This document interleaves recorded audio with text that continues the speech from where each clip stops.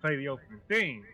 But yes, your adventure, your mission in Isuba continued last time we all met, with you being summoned by the Vulpin Rika to investigate a town, Caladuim, a riverside place where strange things have been happening. You see, Rika, her whole job as one of the scars, basically the person in charge of the spell parchment.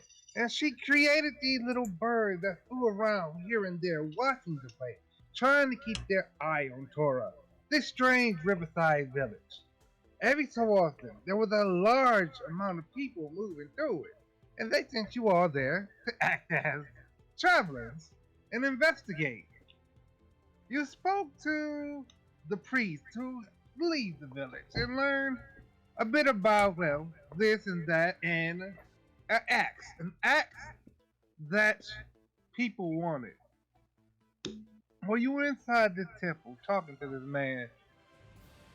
Outside, another man brought with him several cyclops, three of them in particular, to take the villagers hostage.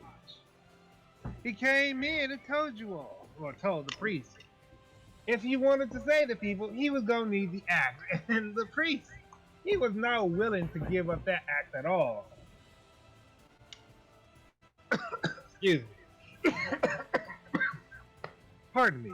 Anyway, so his unwillingness to give up the axe led you all to having to fight and protect and save the townspeople. Through the clever use of some coupons that would take you to know your noodles, you got most of them out of there and fought together to dismantle the rest of them. The man who brought them, you took him in to back to the shogunate, where they promised they'd get some information out of him.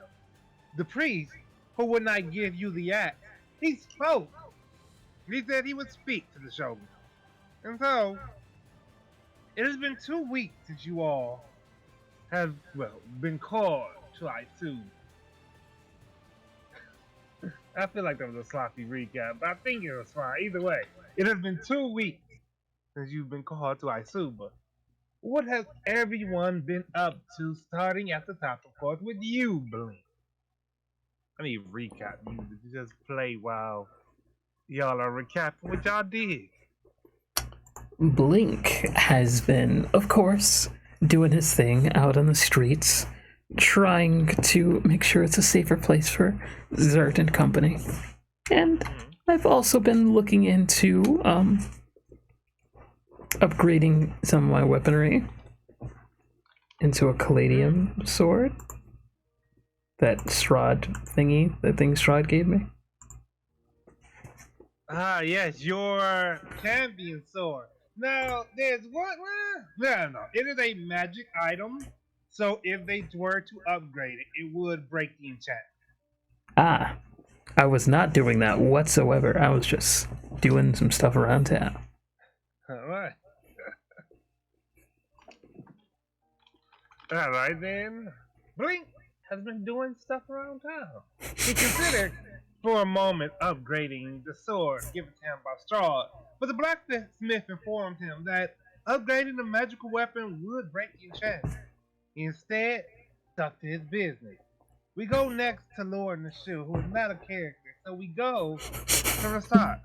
Rasad, what have you done over the past 2 weeks? Other than just generally, keeping his ear to the ground, listening for information, he also has been participating in underground cage fighting. Yeah. Alright, let's roll a D100 to see how he has done over this past week. I'm going to do that on the actual roll 20 because I don't have a D100. Alright. Huh. He's been in the arena. He's been taking some hits, but he's come out on top most of the time.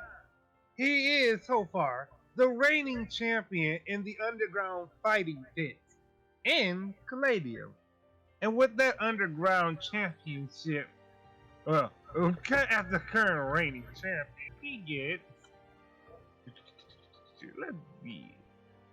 Let's say he has won 300 gold. Not bad, not bad. Mm-hmm. We go next to you, Resco. It's been 2 weeks. What have you been doing? I feel like this music is swelling way too much for a recap. See ya. Are you still fixing your audio? Sorry. No, no. Can Thank you. Yes, you sir. hear? All right. Yep.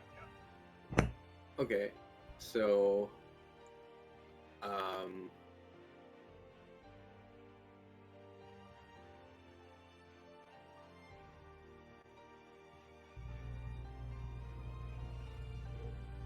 hello. Hello. Hello? Yes. Yeah. Sorry, my internet awesome. Same thing. Anyway,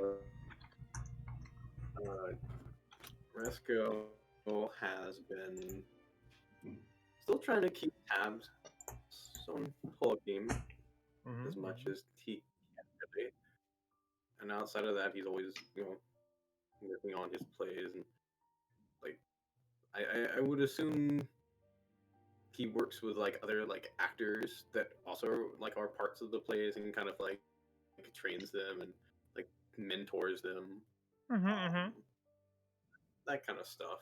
Um, I need to talk with you sometime about kind of what all you kind of interpret as far as everything. But and I imagine he does stuff like that. Maybe when he has time, he helps out Eddie with paperwork. What else? Yeah, he occasionally thinks about kind of like the sort of healing.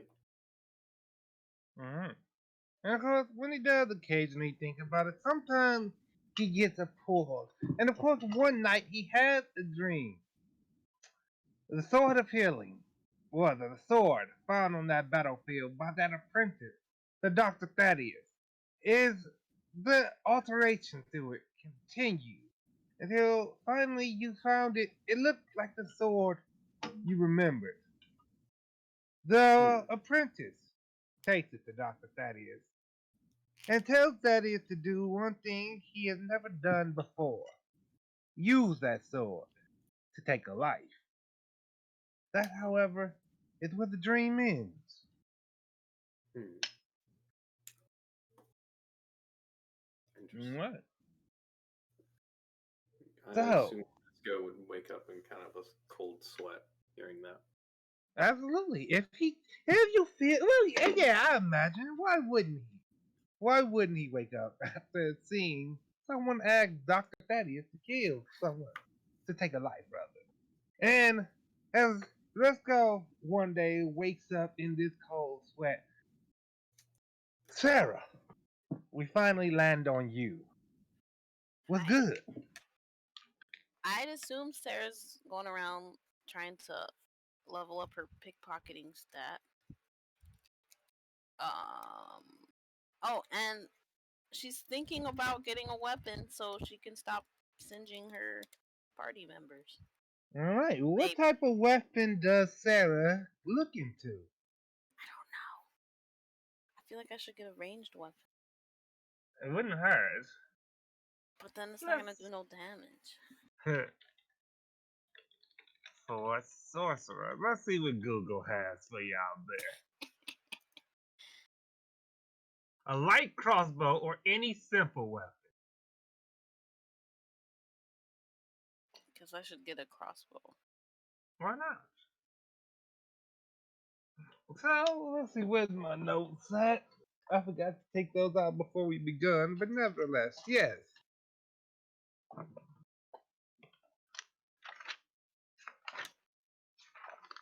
I need to get a blue ink pen too.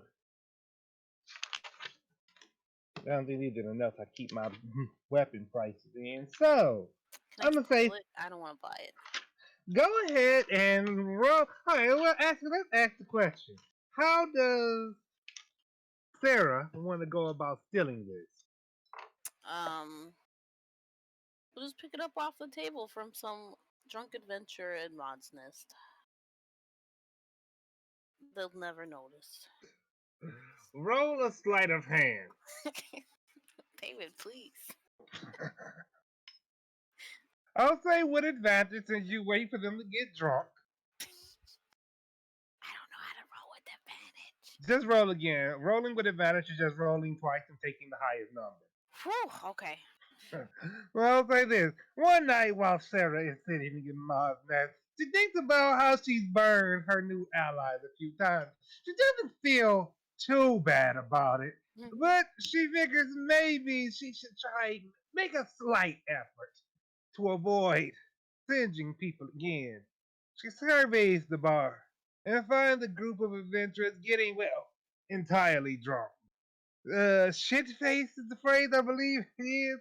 And while they're laughing uproariously, she slithers over, bumps into one, picks off him 20 crossbow bolts, and swipes his crossbow sitting at the side. Nobody notices as they continue their laughter. Nice. Oh, I also want to buy some potions. I'll buy those. I mean, actually, can I roll to steal them off someone? Is it the same night? Maybe. Then Gotta I'll get say ready. yes. Go ahead and roll roll with advantage from that other sleight of hand. Well, Okay, no potions this time around. you successful, filled with pride on the success of your crossbow fight. You decide to bump into a few other people and try to grab stuff off. You bump into one person, confident you're about to pilfer some potions, when they push you off of them and We could fight. I'll roll initiative. take a swing at you. However, because of their drunken state, they miss. But they point at you as if to say, that's your only warning. Okay, I guess I'll go to the store. Then let me go through my notes here and see where I wrote down my potion prices to be. I believe we remember. Yes. Can I rob Eric. the store? Well, you could try to rob Eric. While we're at Eric's, can I pick up some stuff too? I need some more potions. So did you notice Sarah leaving the shop and follow her to Eric? I noticed her getting punched, but I'll go to Eric's the next day. I didn't get punched. Okay, almost getting punched. Okay. You would have come to back me up, right? I mean, yeah, if he would have hit you, then yeah. I feel like we need like some kind of say, shit team. Is if you're trying to do that, good luck. Let's see.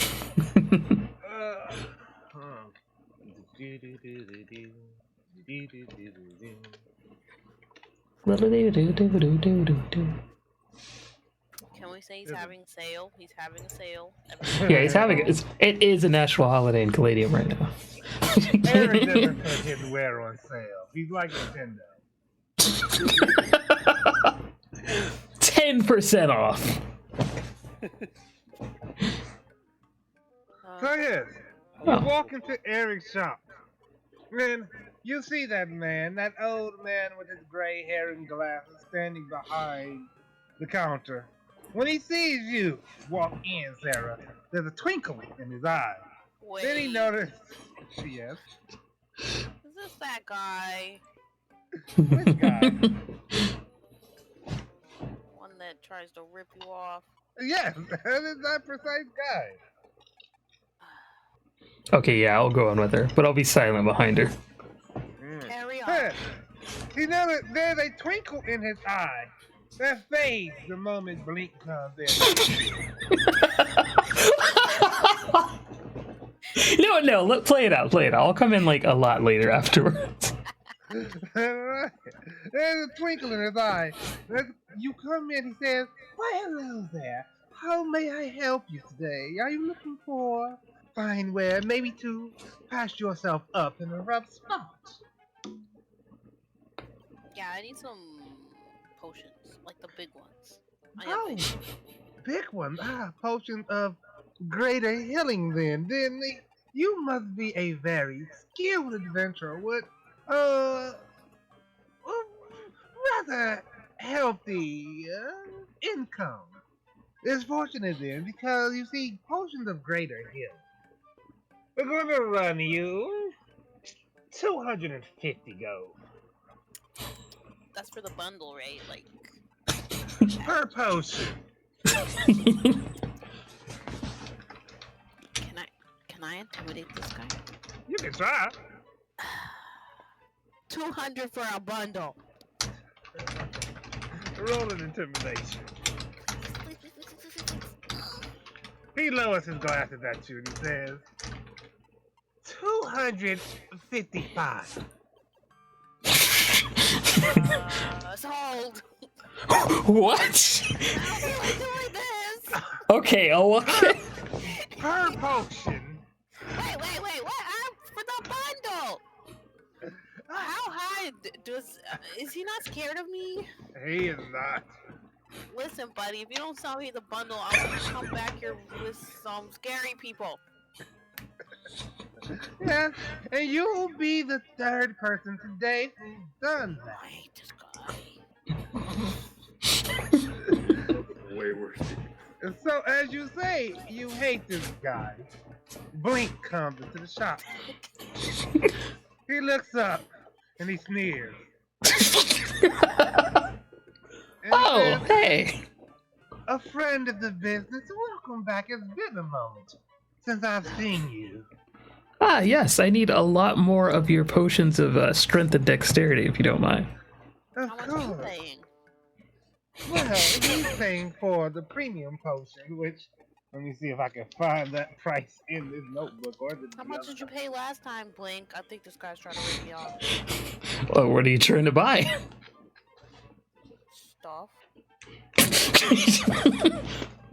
Will you be putting her Coincidence. bill then? She would like to buy at least one. Count code, Blink? At least one greater potion of healing. How much is a potion of greater healing? That'll be 250 gold. You know, But I could. she convinced me to raise the price to 255. Wait, what? What about the friendly discount? You know, she's actually on my party. Yeah, I know him.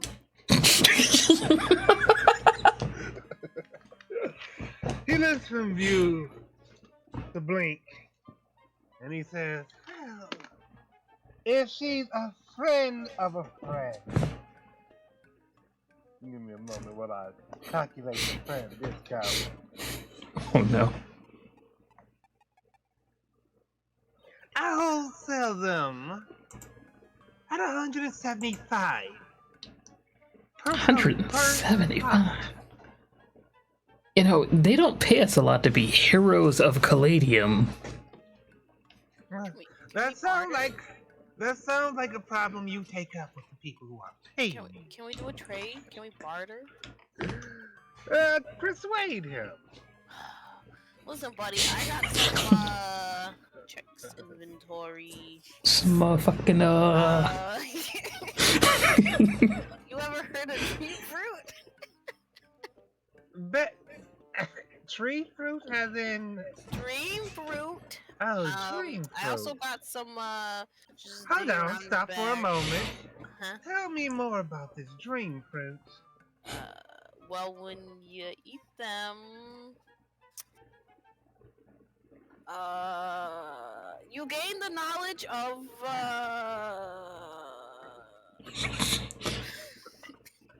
It is a very quote-unquote outer body experience.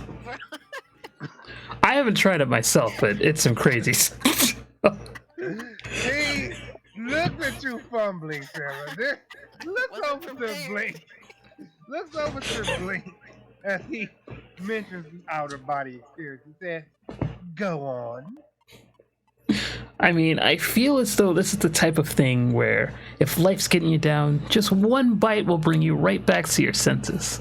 Or shall I say, out of your senses. He adjusts his glasses. Again, I look back to you, Sarah, and he says, can you acquire more of these Maybe, but I have 10 on me right now that I could trade for some potions. I think you should Right. probably give him a sample, wink wink. Oh, yeah. I'm gonna give him one. So he holds his hands up and he says, Show a good faith, buddy. Go ahead and bite it. he holds up his hand and points at Blink and says, he volunteered to try. Wait, what? Oh, you should have just said so, Blink. You could have had one earlier. What? Well, we want to make sure that you can feel the sensation of this outer body experience. You know, I don't particularly like the idea of being ripped off, so how about it? I'll take your 10 dreams, as you call them, 10? and I'll provide you with 5 greater potions of healing for the dream fruit and Man. 150 gold. Are you kidding me? 5? You said 5, right? 5 plus your entire stock of dream fruit. No. I have 18 in total. I'm saying that to you, DM. He don't know that. Then he'll say 10. Yeah. Yeah, he'll say 10 then. I'm going to say, Is this a good deal? hell no, it's not a good deal. Imagine the type of potions you can make with that. And he's offering 5? I'll be right back. Is Need the my only food. potion shop in town? No, there's no We're not going there. Well, actually, if you're looking to sell potions of a specific variety, Marco might be the guy you would be looking for. We're not trying to sell potions. We're trying to sell potential potion ingredients. I just want to buy That's some what I'm saying. potions. Possibly questionable ingredients. It seems more like Marco's territory. Marco is really more of a more like a bad collector rather than anything. This guy knows what he's doing when he makes the potion. He's just bad at selling them. Or he's good at it, we just don't want him to. I'd say he's pretty good at selling them considering his clients. I think we're going to Marcos. Is that his name? Are we going to Marco's? I think we're going. I to will say he might Oh, just no. be like, I mean, I can give you like 2 gold for them. This is really risky. We could probably intimidate him a lot better. I don't know, like, what's the number I have to roll? That's really high, and he didn't even flinch. Oh, Eric just doesn't. Eric, we can You'd intimidate probably roll Eric. a 20. Like, you'd have to roll like a 20 to get anything happening. He's the type who has seen it all, heard all the threats, and just could not give a less of a fuck. I'm a warrior paladin. I can intimidate him without doing doing a roll, so I think I can do that. You're certainly welcome to try. Ideal. Probably like he drinks a potion every morning to make sure he can't be intimidated.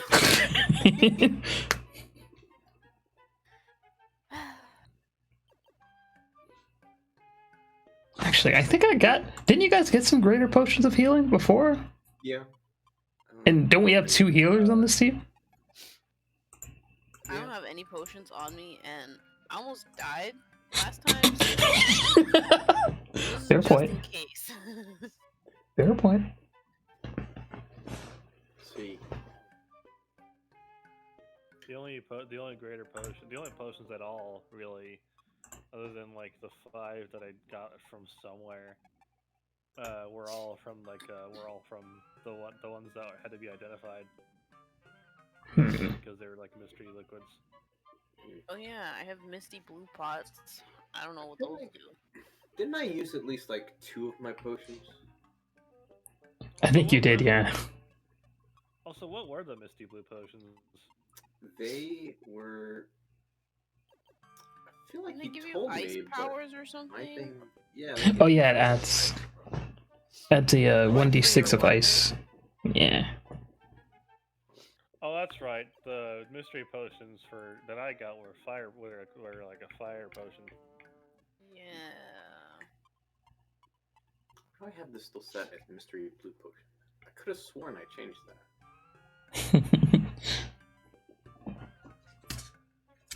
Pretty sure that should be set to 3. So what we could do is we can take your apple thingies, your fruit or whatever, to Marco, intimidate him to like buy it for a lot, and then come back to this guy. And then buy it. I mean, Sarah doesn't know that, but I know that. Alright. Excuse me for my absence. Yes, So yeah, I have my headphones on, and I noticed y'all contemplating whether or not you should go drop by Marco. Yeah. This one isn't spicy. Well, Sarah. Not spicy. Damn. We should probably go to Marco's Let me eat first. one more piece. Is your food cold? All right. No. I ordered from a Jamaican restaurant place, and my grandmother cannot handle spicy things. I can, however. I was She ain't black. Trying to decide if it was spicy. I see. All right, so y'all want to go to Marco's then? Yeah. So, considering how much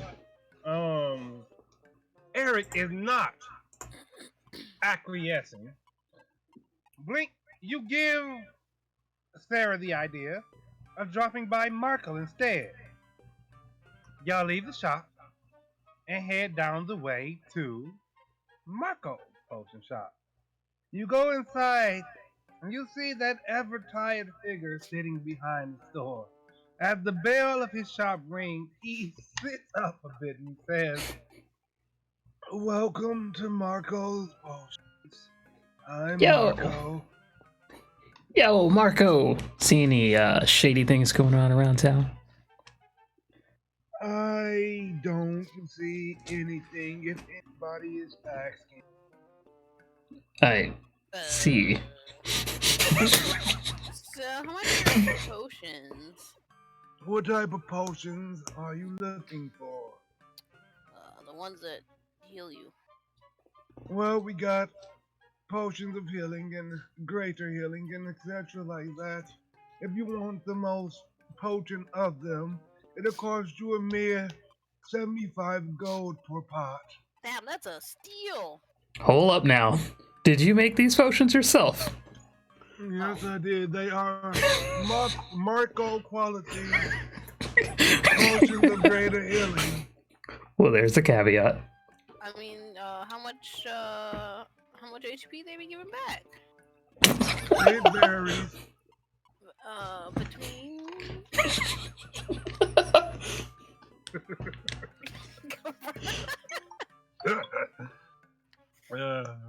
One moment.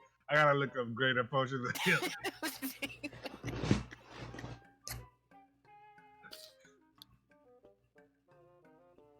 Let me see.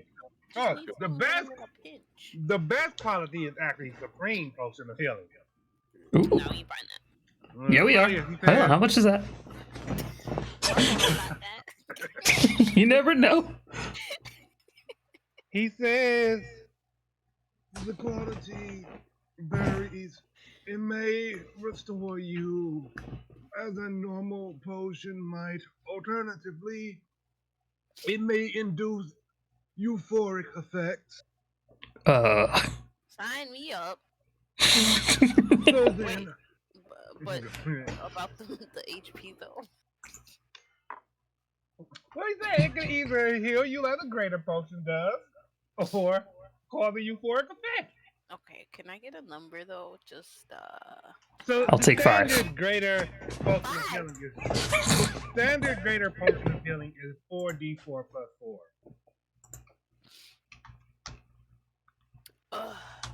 D&D hard, bro. So this is the I'll just take it. this is the Supreme Potion, right? That we're talking about? No, y'all talking about the greater potion. A superior would be 8d4 plus 8. And a supreme would be 10d4 plus 20. Wow. That's like late game shit. Holy fuck. Indeed. I don't even have. Yeah, if I'm that low, I'm already dead. That's like your hyper potion. Yeah, we'll take. Well, I don't know. You do you. I'll take some. Yeah, I'll just. I mean, at 75, I'll just buy 10. Hopefully, All we have right. 10 in stock. Well, he goes to the back room. You hear the sound of glasses being moved around. He comes back with a wooden box filled with 10 potions. He said, "These are my homemade greater potions of healing. And if you want to take note of those anyway, write down Marco's greater potions of healing." I'll take 5. Super mega potions, got it. 10. 75. Point it out. The I'm gonna superior, die the after I supreme drink this. potions weren't 75. That was for the greatest. Yeah. Wait, does he have superior? You could ask him. I'm kind of afraid. Would you happen to have a superior potion of healing? As a matter of fact, I brewed at least 3 of them over the course of the past week. I am willing to part with all of them for 120 gold apiece. I'm sorry, the price is steep, but I have to pay for the ingredients. Here. I'm gonna reach into Sarah's bag and pull out a fruit. Oh, no! Wait, is he trading? No, I'm trying to I don't know, bargain. Blink, what you doing? Do you see this apple? I mean, do you see this fruit right here? He looks at the fruit and he says, "You don't know what you're messing with. That is a ripe dream fruit. Its potency is exponential at this stage in his life."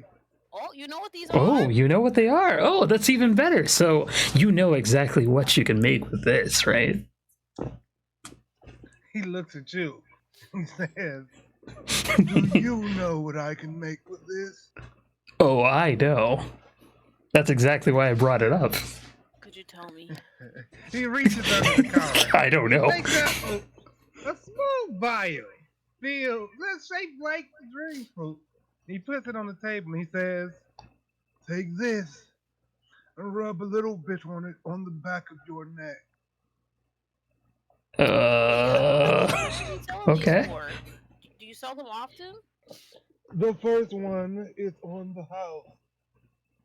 I'm asking for a friend. In that case, forgive the steep price, but it'll be 80 gold per vial. That's all. So if I sold you some dream fruit, how much would you buy them for? Would you be able to provide me with more of them? I asked a question first. You must understand, I merely want to know if you're interested in becoming a supplier. What kind of supplier are you dealing with? No, I just got some right now. I'm trying to buy these. Very well. Then I will buy them off you for... Think about it. You don't know how to refine them, right? Well, we know how to refine them, but that's going to be a little bit higher for you, buddy. Just give me the free one. Give me my license, and I'm out of here. Then he takes If the other guy, if I can sell them to him for more money. He takes the dream fruit potion, puts it into the box with your other stuff, and slides it down the counter for you. And he says, "Damn, what was the price? It was 75 gold per greater potion." So yeah, he said, that'll be 700. That'll be 750 gold. All right, throws a bag on the counter. He takes hold of the bag, weighs it in his hand, shakes his head, puts it away. I'm done here. So then, Mr. Blink, would you like to buy the potions of superior healing? Yeah, I'm interested. But this fruit I got here, how much could I knock the price off? Well, it does not seem that you are the dealer.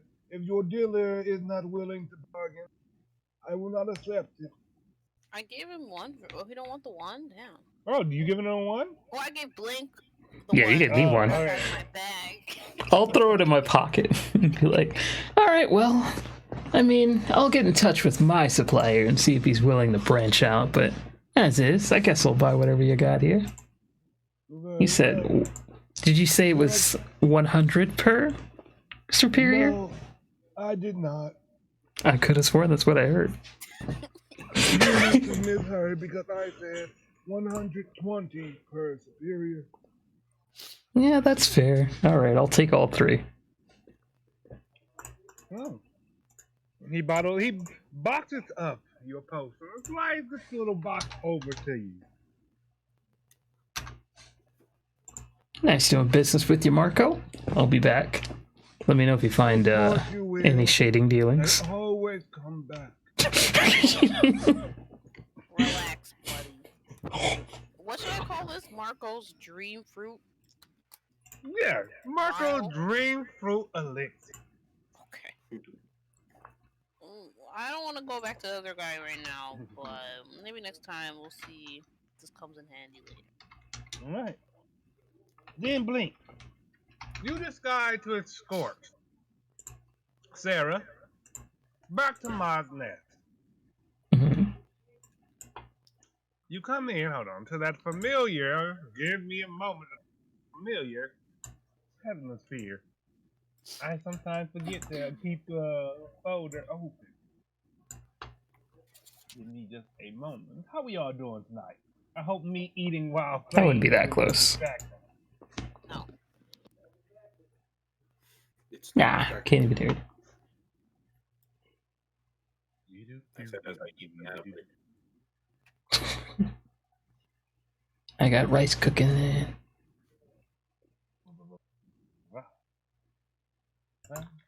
And clear and lay Dinner together. and Dinner together.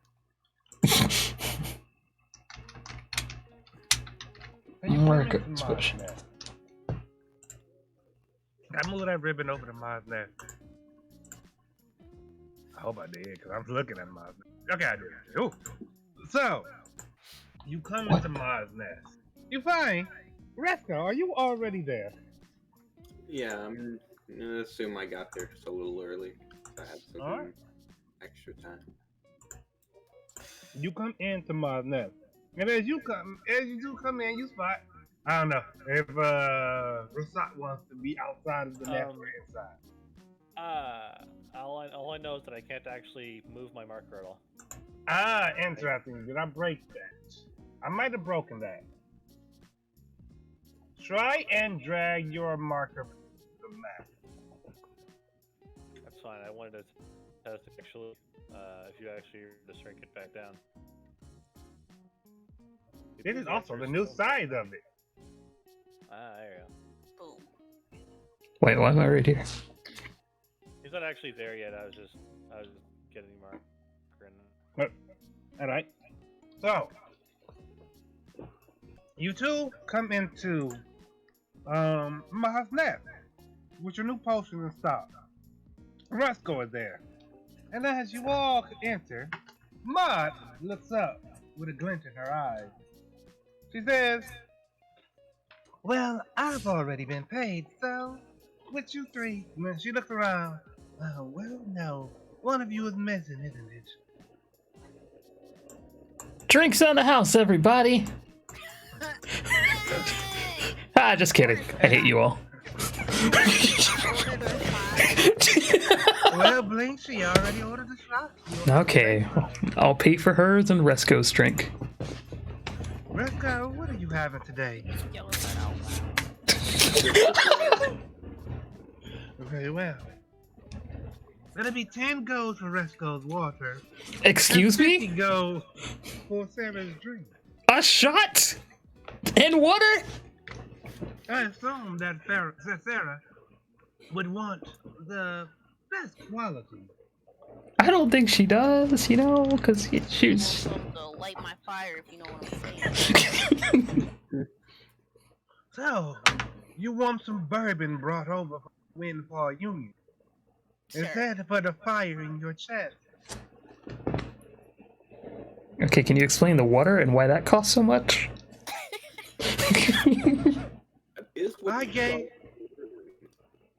I gave Resco one of the battered glasses. I will look Resco in the eyes with confusion. It's blessed elven water. I'll look at the glass Mm-hmm.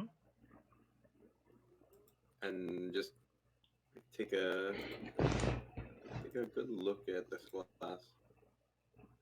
This glass is made. The music stopped playing. Mm-hmm. Right. It's because the water was 10 gold. Hey, record scratch, huh? This is a short version of the song. One moment. Tavern atmosphere music stops. It was how much?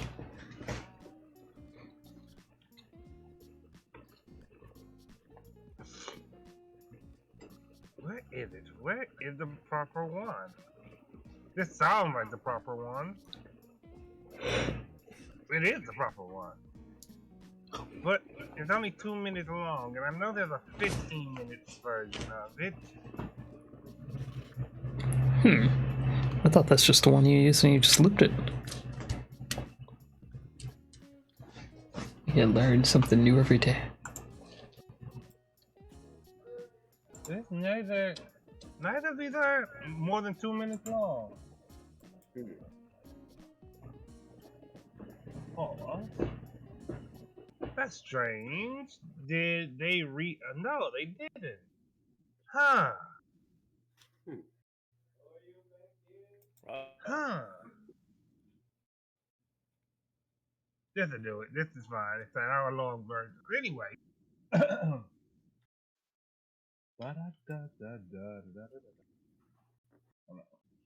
That's clear. Lay.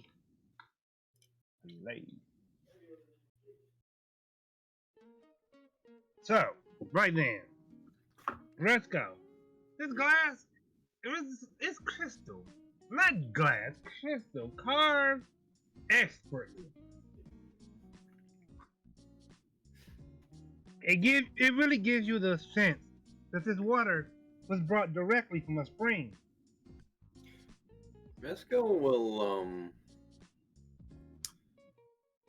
pull out 10 gold and put it on the table and say, actually, what is the most common type of glass for like restaurants?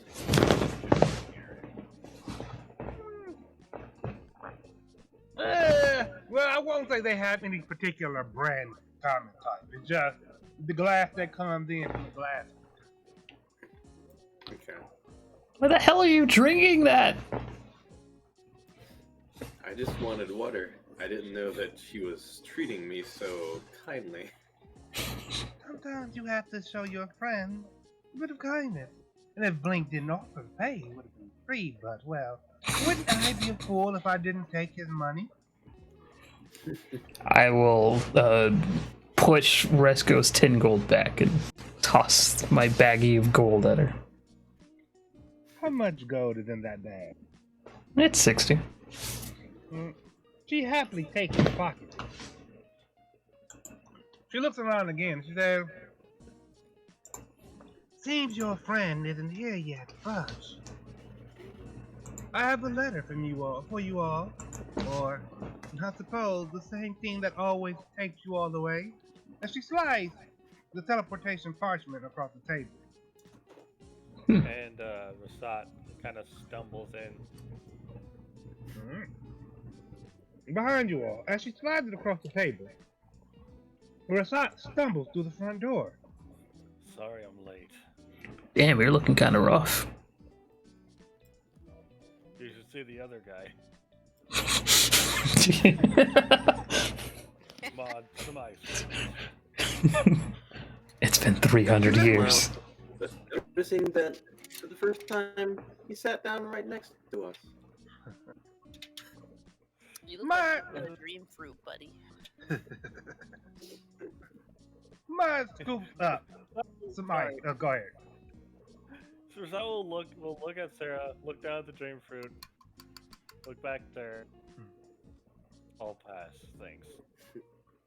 Are you sure? Because I actually got this elixir here, and apparently you just put some on the back of your neck, and you're good to go. Did I ever try that? Huh? He'll look toward Mod. Who? Amada, go ahead. That's your lead-in. All right. And Ma looks over as she pours some ice into a tanker. She looks over to you, Sarah, and she says, "I already told Marco that if he wants to sell in my establishment, he has to give me a cut." I see he's already been here. I was hoping to tap into this dream fruit market. Looks like I'm late. Well, Marco's potions might leave you a bit wanting.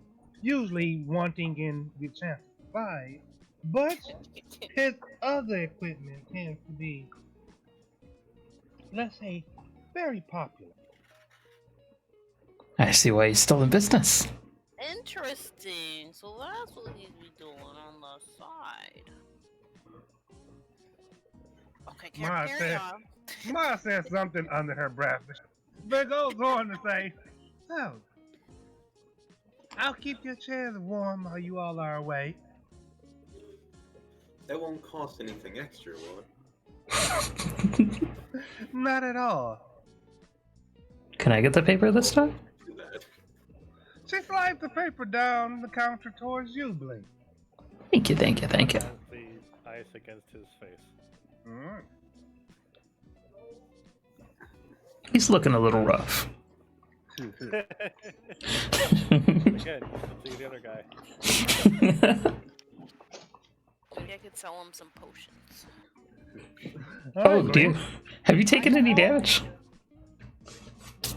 I would say that he hasn't taken any damage. He just roughed up well, the rest of the week of fighting. Darn, he was going to be my test dummy. Totally see the other guy. I really want to try this dream elixir out on someone. You think I could convince someone? I'll do it. Try it out. What? I'm curious. I'm a curious cat. Right now? Yeah. Gimme. Wait. What's the worst that could happen? Hey, man. Yeah, I know. If Blink wants to do it. As much as I love fucking shit up, Resco looks at Link like he's a little crazy. Hey man, I'm a curious cat. I just do what I do. I'm gonna just put It's some on now the back a of your good neck, okay? That's where Marco said to apply it. Alright. So, Ratan, as you say that, you find it too late. As Sarah has already dripped a drop on her finger and is rubbing it on the back of Blink's neck. Blink, roll a constitution. My lowest stat, gotcha. Oh no, it's not. Yeah, I was thinking of 22. You don't feel anything right now. This elixir ain't shit. Hold up now. I think you put a little bit too little on me. Give me a little bit more. Another one? Oh, okay. Blink, roll another constitution save. Resco just kind of stares at this action going on, like following like Sarah's like hand to his back and like back and forth to like the bottom. I think you might have gotten ripped off. Yeah, Blink, after the second job, still nothing. I think you might have gotten ripped off. A little while to kick in. Maybe, yeah. I have been impatient. Human armor on you, it's probably blocking the effect. You might be right about that. Okay, we'll wait 10 minutes and see what happens.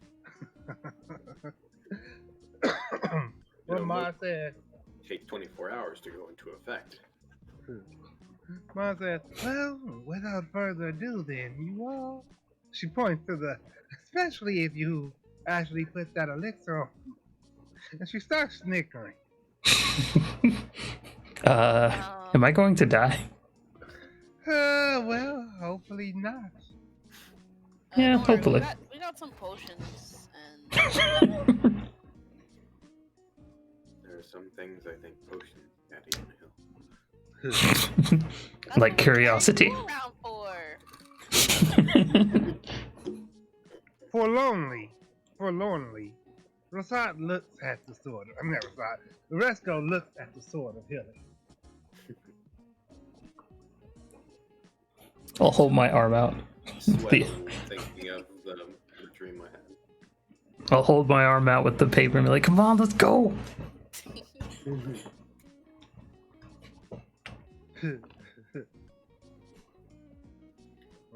He says elixir shit. I feel fine. For now. Wesker just stares at Blink for a moment and says, okay. Then you all grab hold of this piece of paper. And once more, you all are whisked away to the throne room of Isuba. I forgot what music I used for Isuba, so forgive me. Give me a I don't moment. know, some Japanese. That one Japanese song, you know the one. I'll say, I got it. Just throne room music. You're not gonna give us any, what's that show called? Samurai Champloo music? I can't think of any song in particular to use, but that probably would have been a good one to go for. Let's see. Used Tom Nook and theme song. That's what I picture when we come here.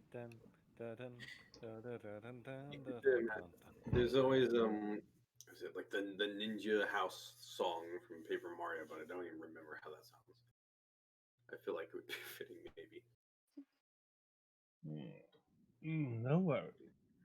Unless it's not. I don't remember. I have to look it up. So, you all appear in the Shogun's throne room. The Shogun's is there, but you notice that only two of the scars do. Rentaro, as the usual, and Sora. As you all appear, Rentaro looks up and he says, there they are. The people of the moment, the guests of honor. You all got an invitation while you were away.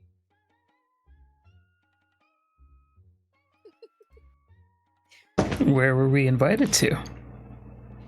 A very special place. A secret place where people go just to have a little bit of fun. Maybe make deals with shadow demons, you know. Oh, yeah. I couldn't think of a witty comeback. Sora says, we took the person that you all brought back and got information out of him. We got a location, and we've already prepared the spell party. You simply need to go there and go through the ritual. It should be a simple task for you all. Okay, what if it's not a simple task? Like last time it was supposed to be a simple task? The Shogun is willing to offer you all 7,000 gold for your task. Hell yeah. I think you mean 10,000? After all, our lives are worth a lot more than that. Sora holds up her hand. And she says, we'll also offer hazard pay of 5,000. If you all come back injured, we'll throw in 5,000 extra gold. Ah, if we all come back in injured. It's a good thing I took that. Where's my minor illusion spell? Do I still have that? Might as well just do that in total guaranteed. Man, I just bought these potions. I wish we talked about this sooner. Alright. So, What Rentaro. is Oh, go ahead. What's this ritual about? One moment. Fresco, could you drag your pawn onto the map? Oh, yes. Again, rather. I changed your pawn as well. So that when I try to click things around you, I accidentally grab you. Your circle has been shrunk. So it's closer to the head now. Anyways, Rentaro goes on. He said, so here's what the guy said about it. You go to a little show and somebody comes downstairs, has a huge, big conversation with you about the future and how you can play a role in it. But the most interesting thing isn't the guy, it's the door just standing in the middle of the room. You look at it and it looks like the shadows are trying to escape from the other side. After the guy is done talking, you're supposed to go in. It's simple enough. Find the clues and have tea with the person waiting there. Upon success, you get a little bit of your master's power put inside of you. So our job is to stop them? No, your job is to confirm this to be true. No. At Bas- the mention of Imeshta's name, Rasat will just like his ears will perk. Did you say something about we might have your message's power put into us? Yeah, might, if you know. And he pours out 4 vials, made by our dear chemist. Ooh, I want Utsumi. one. You drink these, and the power of your master will be temporary. It will fade almost immediately after it enters. Oh. Oh yeah, I forgot that this world had stuff like that. Yeah, thanks to you all bringing back the potion. I mean, the herbs that they use to grant this power. We can use. Is that We what you're could. doing? Well, not the night stuff, but in the first place y'all went to. Of course, this is me, the DM, talking. The first place y'all went to, you may recall that the people of Torah were experimenting on kids, using a poultice to bind them with the power of your master. I have nightmare herbs. I got those. Nightmare herbs is not that potent. You Oh. acquired a purplish herb that I forgot what it was called. Let me see if I wrote it down. I have glowing purple herb written down. That's the herb question. Okay, I might have to. I'm gonna make note of that for later. So you said you're absolutely certain this can counter the effects of Yameshta. 100%. Already tested. Do you have any more? We could have Usumi make some, I'm sure. Is there any way you could have just a few more produced? Just in case? You know, if this had any sort of recreational properties, I think you were trying to get a few more off of that. Have a little fun, but sure, how many more do you want? Say I'll take 2 or 10. 3. Alright. She could probably throw that together before you all are done. It shouldn't be a problem. And he hands the potions to each of you. He said, you want to make sure you take hold of these. You should probably drink them now. They can last for 12 hours. And as you're in that place for 12 hours, you'll probably be good. Alright. I legit kind of like, and my brain entered another realm. What do these potions do? They protect you from obtaining your master's power. The power can enter Gotcha, you, thank you. but yeah. I'm gonna just put mine in my pocket. So you'd say this is a temporary Yameshta vaccine. Basically. Alright. I will drink it right away. I'll take a look at it. I'll squint a little bit, shake it around, and just let out a... and I'll drink it all. As you both drink it, you notice it has a sweet taste to it. Rentaro says, Usumi added some honey into it. Thought it would make it easier to drink it down. Psst, Blank. Blank. Blank? Blank. Yes. Yeah, are you drinking Well, your potion or are you safe? I don't know. I'll look at the vial and like hold it up to the sun. Are you sure this is safe? It has a slight purple hue to its dark mixture. He says, yeah, it's 100% safe. We tested on the guy you all brought back. He didn't like it, but he was also vomiting up shadows, so that's probably an entire different thing altogether. Oh, look at Sora. I'm not drinking. She nodded. Bottoms She up. said, well, she was going to say something, but she's drinking. She just shrugged. Why not? What's the worst that could happen? My new motto. Rentaro also pulls out a piece of paper, and he says, take this. It'll teleport you all to the front door of the place. Just walk in and proceed as normal. But wait, there's one more important. Well, that? Oh, right. Yes, he does, in fact, pull out the paper to let you go to our return. And he gives you each a paper for returning. He says, just in case somebody amongst you doesn't, come back. Huh? But wait, there's something important that we must do before we go. I'll walk over to Sora. And I'll bow down. You walk over. Like I'm about to be bestowed something. I need your blessing to leave. She looks at you as you bow and sort of lifts you back up from your seat. And I believe in you. You're going to come through just like you did before. Wait. I'll bow back down. I need you to pet my head. Rentaro starts snickering. Sora pets you. She even scratches behind your ear. Oh my gosh. All flustered and happy, I'll walk back to the group. Alright, let's go. As you all take hold of the paper, you hear Rentaro murmur something. Hold up. I need to know what this is. Go ahead and roll a perception. He says, you heard him saying, well, at least he'll go off happy if he dies.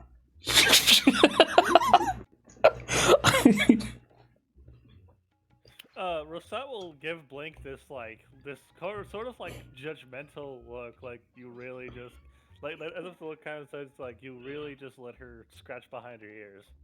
And I'll give him a smirk with the look of saying, well, it happened, didn't it? Roll his eyes. So you all take hold of them. And as you were pulled here, you were pulled off again. Excuse me. To a fine establishment.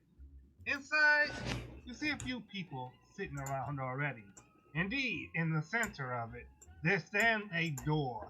A shadow violently trying to creep out from under it. Yep, this looks like the place. Wait, where? What are we doing? You are going to go through a ritual. That's what he... character. Oh, okay, carry on. Yeah, Sarah asked you all, what are you all doing? We're apparently about to go get your mistress power. Should I drink that potion? Yes. I mean... What if you guys all die from it, and I don't? Then I guess we'll all die. Okay, so one of us should definitely not take it. This is the best idea. I'll avenge you guys. What if you die because you don't take the potion? Then we'll know the truth, I guess. Rasat will put a hand on Sarah's shoulder. Please drink Wait. We can turn this into a bet. If she dies, we get all of her gold. But if she doesn't die, she can get 10 gold from all of us. Oh, I don't think she'll die. She'll just have fun conversations with your master. Or she could die. Oh yeah. I need some powers. I'm bored, guys. Todd just gives her this look that's almost pleading. I'm not sure those are the powers you want, but, well, who am I to judge? You didn't stop Blink from getting an evil demon armor suit?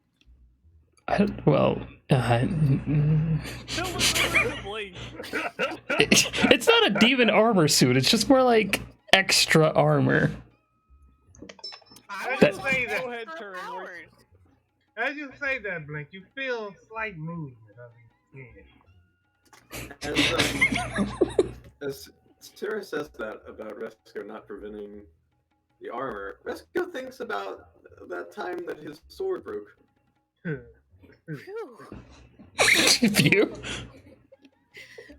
I'm feeling awkward all of a sudden.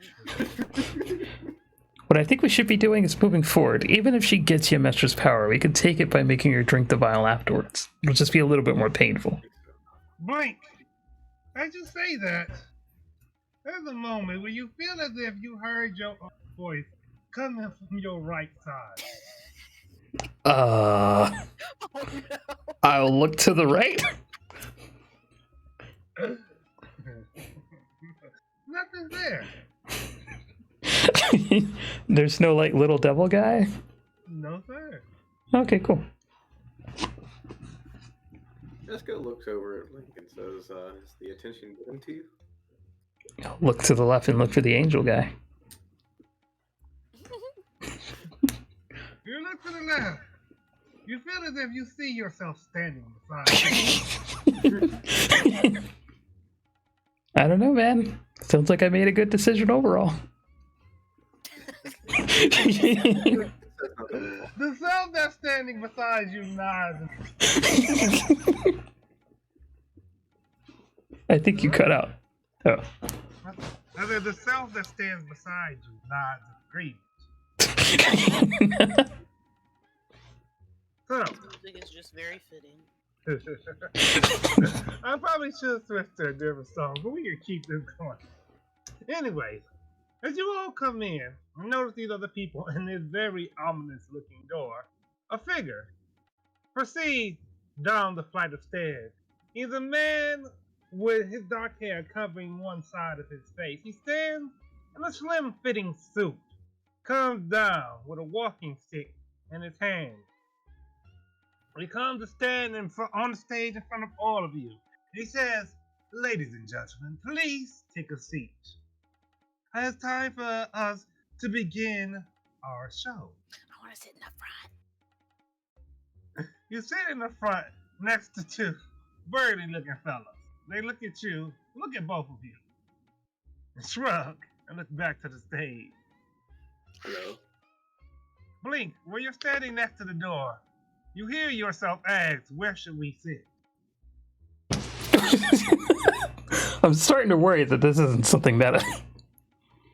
I guess I'll sit next to Rasad. Alright.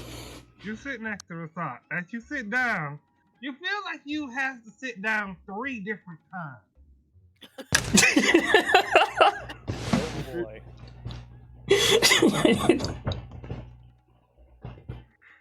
So the man on stage. Look at him. Are you okay? Oh, yeah, I'm just having internal conflicts of right and wrong. You know, normal stuff. The you that's sitting at the table with you nods and agrees. So, the man on stage goes on. He says, "Ladies and gentlemen, welcome to Shiori's show house. You all are here today because you have been invited by our grand patron, our host, Shiori, to undergo a transformation. You see, where you sit right now, these people who sit here with you, you all will be allies as we march forward into a new future, a better future, a different future. Long have we watched people undeserving sit on the thrones of the world. But our host, Shiori, our hostess, she has ideas for all of us. We all will be the new people, the new people to have a chance to stand at the peak of the world. Isn't that a grand thing? Isn't that great? You all, what were you before this? Scholars, merchants, travelers? No.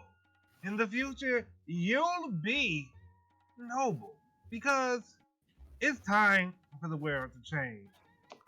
Shiori was changed, and she wants to offer this change to you. Go through this door. Show her how skilled you are, and you'll have the chance to meet her and sip tea with her. And if you fail, don't worry. She still has a place in this world for you. The fact that you're here, means you all are special. I'll look at the guy next to Resco and kind of whisper to him. Is it too late to get second thoughts? You listen to him, he says, if you got second thoughts, you should just kill yourself now. Never mind. The you that's sitting at the table with you, the guy behind, what a real asshole, right? Yeah, he is an asshole. The guy looks you in the eye and says, "Hey, man." Oh, I said I'm ready to get this over with. Then, the man on stage says, then you all have your numbers. One at a time. Your group. Proceed through the door. And so you watch. At the table across from you, Sarah, Resto, they stand, and each of them goes through the door.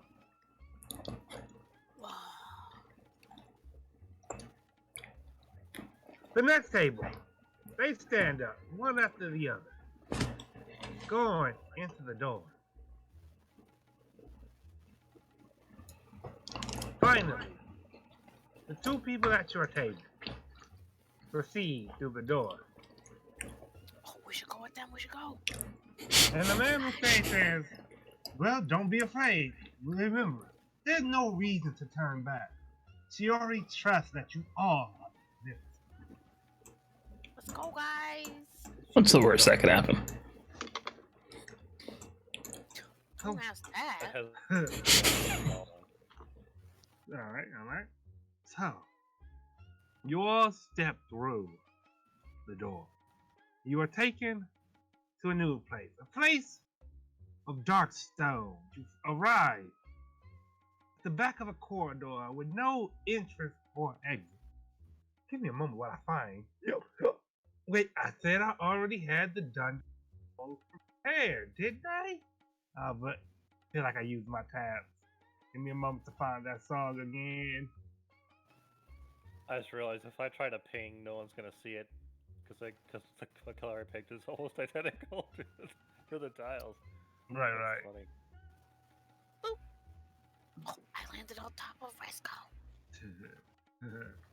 Alrighty.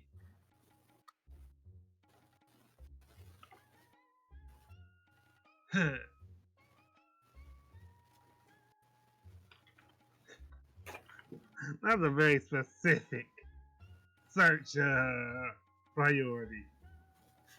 Oh. I wonder if I get a longer version of this. So, if you accidentally popped out your chat on Roll20, how do you put it back?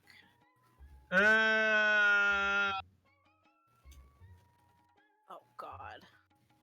I have never done it. Oh God.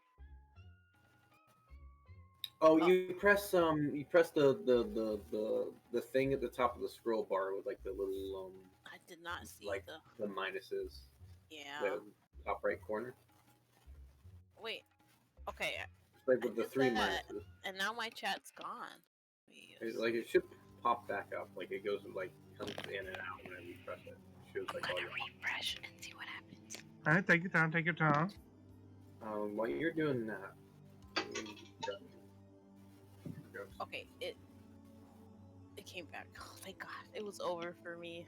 I was so Oh. confused. All right, then we wait for Resco's return. Don't double click your chat icon because that's how that shit happened.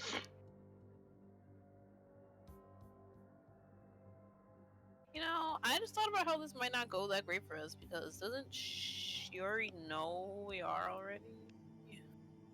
Does she? Who could say?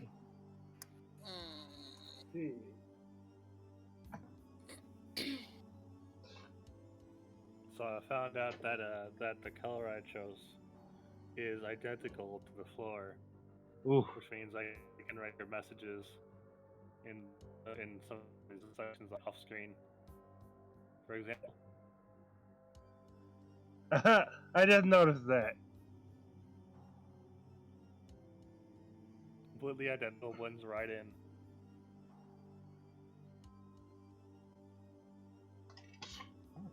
All right. Ooh, what did I just load? Hopefully not my cord. All right, it's good. It's good.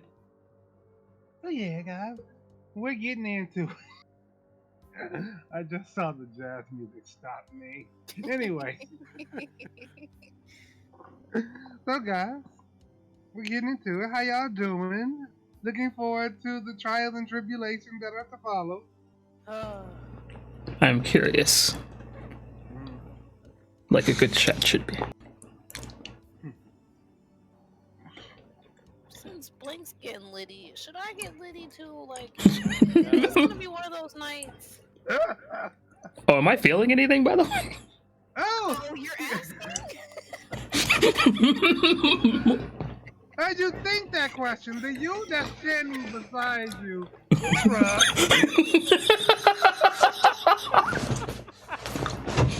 I guess not. Oh, fuck.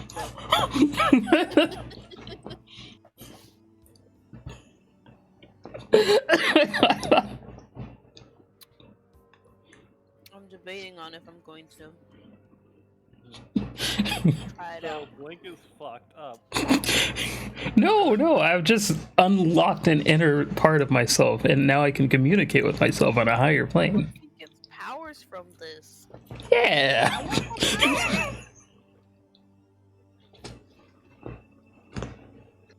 Just fast forward to where one of the doubles is suddenly just bleeding from all orifices. Oh no. Nice. Bad trip. Ugh, I would not enjoy that.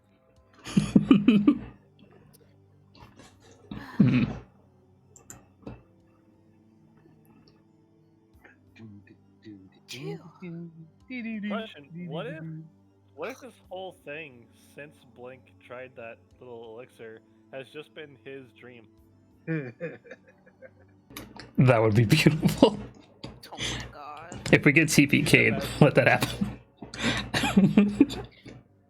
Like, oh man, we all just die.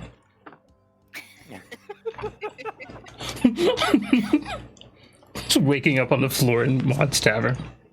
Oh my God. Dream fruit elixir, not even once. Alright. We'll just see how Blink does. We'll try it out later. Yes. Yeah? So we're waiting on Snug right now? Yeah.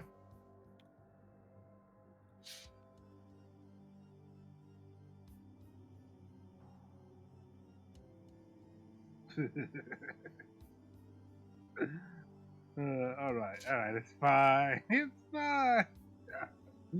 We'll see how fine it is, actually. I guess while he's doing this, I'm going to run upstairs for a quick second. Alright. Be right back. I'm so full of mucus. Oh no. Same, girlfriend, same. Between part of the reason my mic is muted until I actually go to talk is because I'm sniffling half the time. Yep. Allergy season, baby. wait for winter to be over.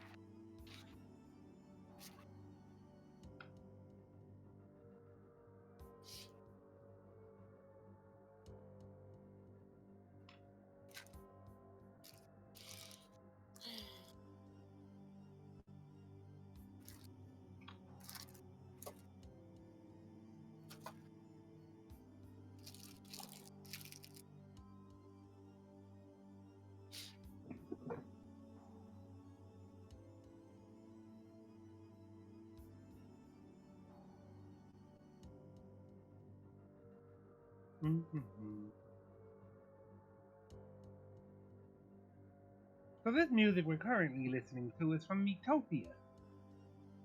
I have no idea. Metopia? Yep. This is probably from Interesting. the, wait, I think I know. I think I've played Metopia. Was it on the DS? I don't remember. Oh, yep. I it was know. on the DS. It was. Yep. I did play I don't it. think I played Metopia. I Was, played Tomodachi Life. My biggest regret in my entire life is not purchasing that game, playing it when it was out. Tomodachi Life? Yep. Yeah, it was fun. It was truly a gem.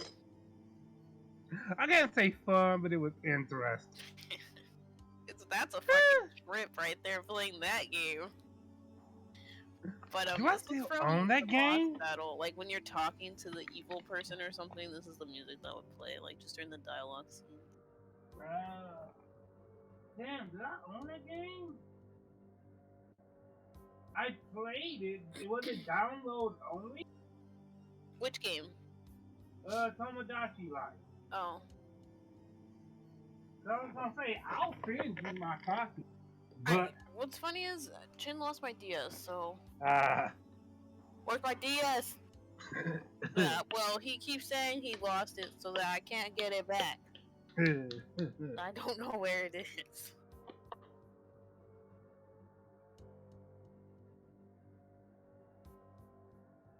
The DS is just too old. I can't like justify myself purchasing it. Yeah.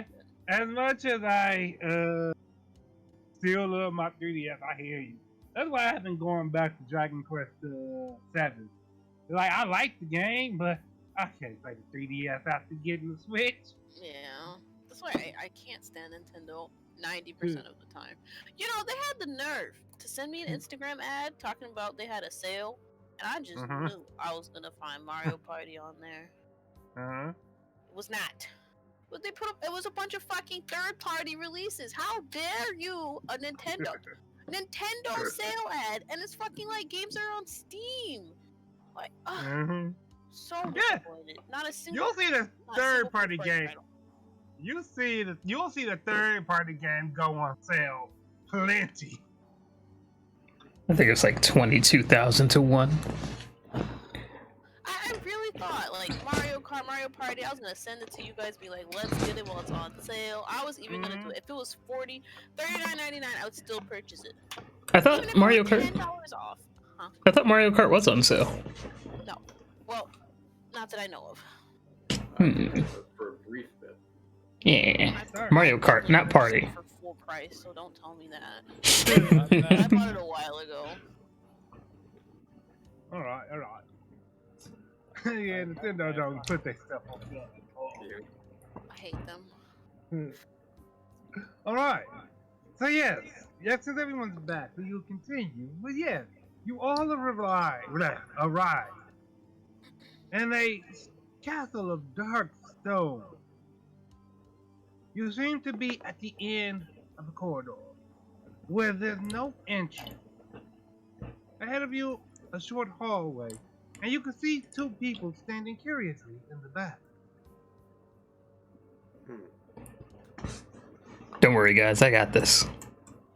Like, as you walk down the hallway, you feel like you're making 3 trips down the hallway. Plank, wait up. Emphasis on trip.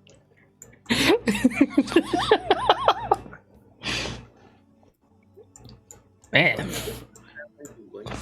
Toland's power is just so strong within me today. You notice this happens in Blink. You see him making his steps carefully. He's just walking very like looks like he's cautious or. Okay, it looks like each of his steps are calculated. My lord, I've come here from the castle. What would you like from me? The person standing next to you, guy with a sword, he looks at you, then looks at the guy standing close to the wall. The guy seems to be contemplating the wall. You notice he's dressed in white. He has half a mask on his face, covering his eyes. His hair is long and black. And he says, I'm not the Lord here, but I'm glad that you stopped to talk to me. You see, I was very curious about something. Mm-hmm. As you say, your shadow is as well. Your that other you is well. And he turns and says, "How you see?" And he doesn't come far. He says, "I was just so curious because there we all were, sitting in that room, waiting for the message from Our Lady to order. And then you four walked in. We might have to kill him. And I found this so incredibly strange because I went out of my way to make sure that only my people were invited to that show. Oh shit. It seems We might have to kill him. power of the message. Say again, Roscoe. Say one more time. I just came up and I said, it seems like you underestimate the power of Yameshta. I'm sure we all have much to learn about that. Good save. He lets out a sigh and he says, yes, Yameshta is something, isn't it? You know, Oh, you're telling me. I heard something funny, something hilarious. As he said that he pulled up this wooden box. It's about the size of a necklace box. He pulls it open, and as he pulls it open, you see him taking out slivers of paper. And he says, yes, I've heard something funny. And he's just collecting them like he's filling his hand with a deck of cards. He says, I heard that this is all really a test when you think about it. And if someone was to say die, then that means they simply failed it. Yeah, I mean, that makes sense to me. Works in general. Indeed. Well, you know, life works in other ways too. Let's say you really don't want somebody to succeed at their test. You don't like the look of them because they're not one of your people. I'm gonna grab one of his papers. That's not the guy who has the face. Oh, he's in the back. I'll walk over to him and try and grab one of his papers. Just looking at him. Just walk over to him, please. Wait. Go I'd ahead. like to clarify before he does this. This person right in front of me, is it a person? Yeah, the person right here is the person. This one is also a person. He's wearing a half mask over his face. I'm just gonna ask him, stepping forward to kind of like have him focus on me as Blink walks forward to do whatever he's doing. I'm gonna say, oh yes, you sound like quite a dedicated person. Just how far are you willing to go? Looking right in his eyes. I'm willing to go as far as the land of the dead. Blink, so you come over to take these papers out of his hand, yes? Yeah, I'm just really curious as to what the heck these are. Oh, you come over, Blink, and as you come over to reach for the papers, he smiles and offers one towards you. And you know, the second version of you, that special version of you, he's shaking his head. Like this is a bad idea. Blink, nevertheless, he offers the paper to you. Do you take it? I'll look at the other me and be like, is he alright? Why is he always like this? Why wouldn't he just let me be who I am, you know? The man seems confused. He says, we'll work out the specifics of that when all this is said and done, won't we? And he offers the paper to you. Yeah, I guess we will. I'll take it, and I'll happily smile. Blink. As you take the paper, it begins to glow. Is it supposed to do that? Does paper do that normally? I know. Is that displayed? No, because I have it hidden. So, give me a moment. So, Blink. As you take the paper, you feel yourself. Give me one moment. Cast that one more time. As the paper touches you. Oh, God darn it. It's still hidden. Never with it. There we go. One more time. So, you take the paper, Blink, and you feel as the light upon it begins to glow. A spell fills your mind. Do I learn this, or am I, like, doing it now? It's being cast upon you. Oh my god. I think. Roll a wisdom saving throw. Gotcha. Oh, I think. With disadvantage. Oh no. Oh no! Blink! As the spell hits you, that other you can't quite make out what he's saying, but you can tell he's telling a joke. You really feel this joke. You just enraptured with laughter as it overwhelms you. As this happens, Blink begins to laugh. The man says, "No, I have a joke for the rest of you. How far are you willing to go?" Resco takes a step towards him. Willing to go so far for a good Lord Yumeshta, and you seem like a really dedicated person, so I really want to help you out. Oh, are you gonna walk up to the one who's sending close thing? Just gently reach to him on the shoulder. Alright, they have to roll a wisdom saving throw. Give me a moment. That page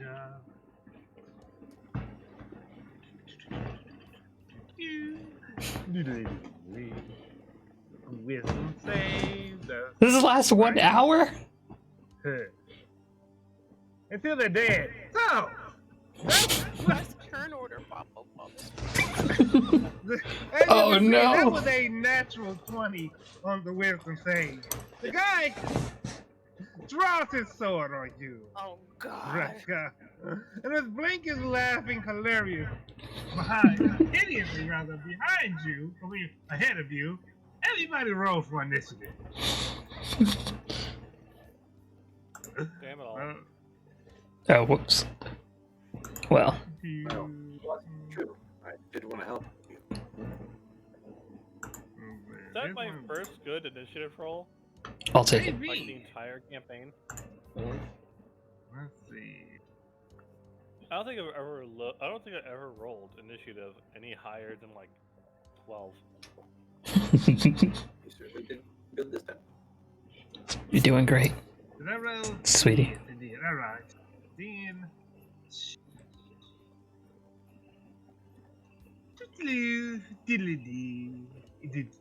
Are you winning, son? Alright. That's what that is. So, Sarah, we need you to roll for initiative too. Oh, I thought I did. See. Initiation. Alright, that's fine. Yeah, you knew what to do. Alright. So I'm gonna just organize that in order. So we start with the guy who drew his sword on you. Let's go. So, Here. knowing that you tried to charm him, he draws his sword on you and takes a swing.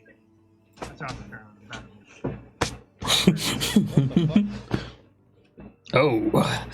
Oh, that is a crit. Let me make sure always crit is not turned over. It is not. All right, let's go. Yeah. So, quick replay. I'm gonna try back out of the way, but with this reaction.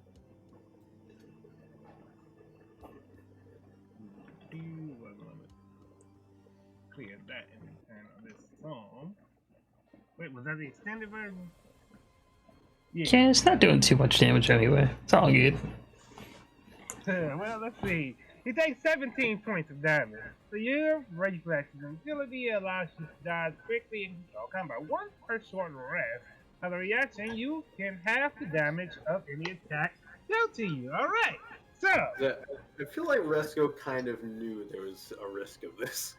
Alright, that's fair. So, 17 divided by half is. Yeah, you take 8 points of damage. Alright, and I'm just gonna try to back away as I'm doing that. If you back away, and I'll let you use quick reflex. Yeah, I'm just sitting like an inch. Alright, let's see. Going back to Blink for a moment. Let me go back on Hitty's lap and see what's going on.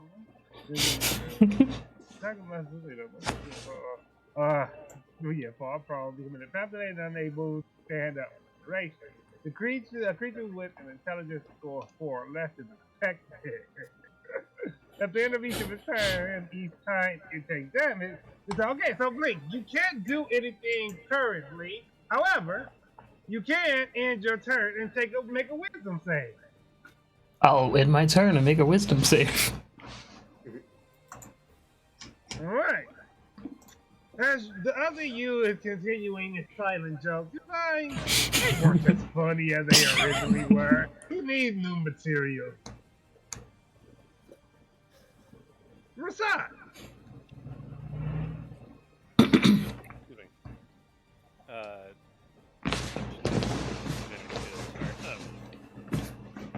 Alright, well, Rasad was kind of waiting for something to go wrong.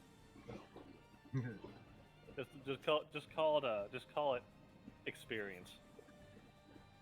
And Right. and he will I will spend a bonus action trying one of these firebrand potions. Alright. So you consume the potion, you feel the heat of it in your hand, and then your sword is sheathed in the flame. And Rasat will just bum rush this with his scimitar. Alright, go ahead and roll for attack. Let me just check something real quick. Martial, well, yes. Okay, proficiency on. Okay. So +5, +2. Let's roll. That would be a 22. And that definitely hits. Alright. Okay, let me just remind myself. There's okay. Sorry, I don't get to actually hit anything very often. Understandable. Okay, so I'm gonna pull up a little notepad file actually so I can keep track of my damage. Right here. That reminds me to put this guy's health in his box. I don't have to keep going back to his page. It's 4 from fire. Standard attack. 7. So 7 plus 4 fire damage. Mm-hmm. That didn't hurt nearly as much as I was hoping it would. Always next time. However, you do 11 points of damage to him, slashing at him with his blade as he misses, with your blade, as he misses Resco. Your blade cuts into him, and the fire of it sears the wound. Takes 11 points of damage. We then go to the man in the back with his face. He is flipping through them with ease, as if he is a dealer at the casino. He finds the one that he wants, and he casts it upon you, Blink, and turning to ash as he wields it. He casts upon you. I'm gonna reach for it as he casts it.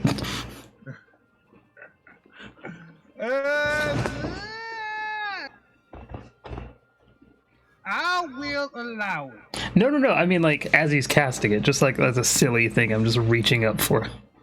Okay, understood. Oh, okay. Like, he's gonna give it to me, but he's actually just trying to cast it on me. Indeed. So, you see him brandish this he brandished this piece of paper like a card. You reach for it. That pretty glowing paper. And as you reach for it, it begins to burn away into ash, and you are struck with another spell roll. A wisdom saving throw. I've been doing pretty good all night. Why not? Fuck me. So, a crown of iron, jagged iron, appears around your head. Your eyes, they widen, filled with madness, and they begin to glow. Oh, God. Alright. As you can see, you'll be making an attack against a creature other than yourself that you mentally choose. I mean, that this guy mentally chooses. So as the crown appears around you and his madness fills your eyes, he points at Resco. Oh, no. With that, Sarah, is your move.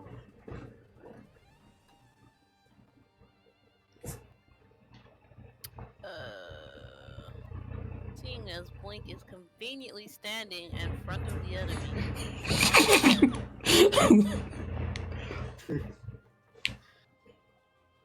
It's not my fault. I was curious.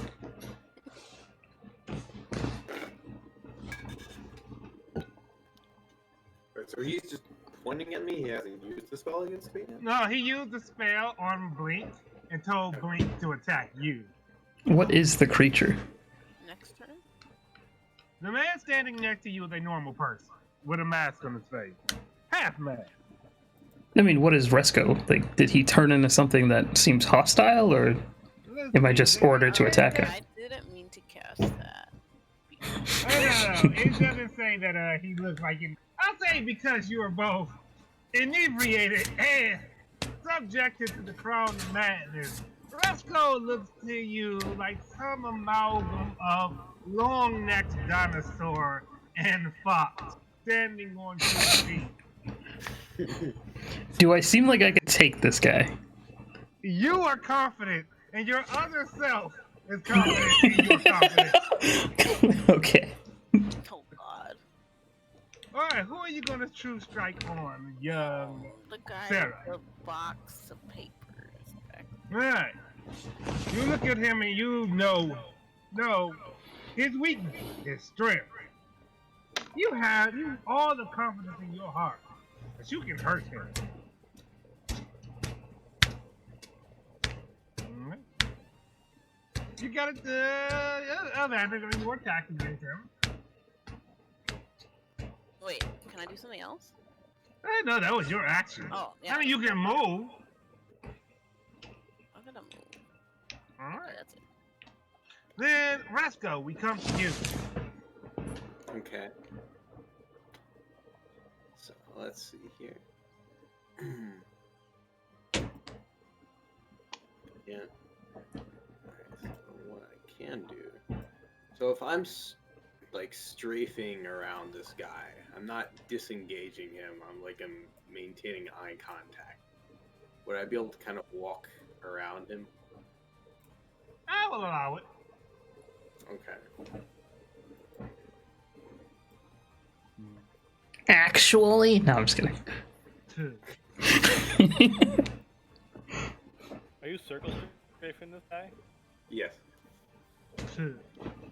That's just AD furiously. Yes. Alright. So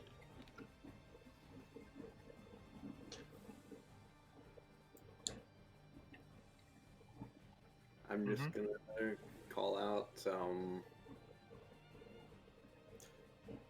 I did try to help you, but it seems like you and your friend are going to need a lot more help than I can give. Alright. I'm going scroll down to use the spell. While you're scrolling, I'll say, Blink, as Resco says it to the other guy, the second self, he lives between you and Resco. He's like, this guy is definitely talking to us. That asshole! And for what it's worth, You're really underestimating my friend there, especially with that low level of concentration you have. And I'm going to... Hey, my concentration's really strong. What the hell? on the ground and hit this guy and hit this guy in the back. Alright. So you cast your destructive wave. Both of them. Wait, do you choose one target or two? You can choose Or any within. Alright. So, both of them have to roll a constitution save. Yeah, that'll break his concentration. Wizard. And this is the goon. Alright, so you blast him with your destructive wave. Press down, and as you do so, the crown of iron around Blink's head fades away. Blink. That second self comes over to you.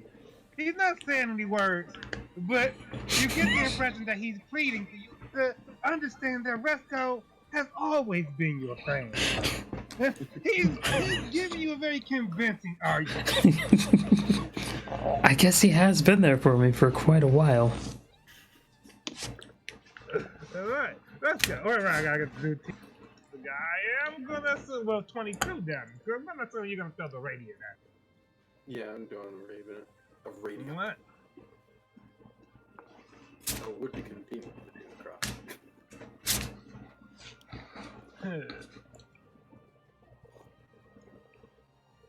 This wizard probably should not have let you walk up to him. Nevertheless, let's go. Does that mark the end of your turn? Let me see. Also, is there any effect of destructive waves? Like, are they knocked down? Let's see. Strike the ground, creating a burst of divine energy that ripples outward from you. Each creature you choose within 30 feet must succeed a Constitution saving throw or take damage and be knocked prone. So any Ooh. will be knocked prone. Alright, so yeah. Then the wizard has been knocked prone. Did you hit him with that spell? Remember to find that knock prone. Where you? No, where you go? So yeah, he's knocked prone now. Let's go shake his hand out. Alright. Sarah. Something terrible happened. What? From the What? pillar behind you, What? somebody comes out. No! Oh no. They run up on you. They make Oh a no. stand. Give me a moment to find their weapon. Nope, I didn't put their weapon. Give me a moment But to he put their didn't weapon. roll initiative. He actually did. He was a GM, bro. And he was holding his turn until everyone else attacked. He got a 21, are you curious? I was curious.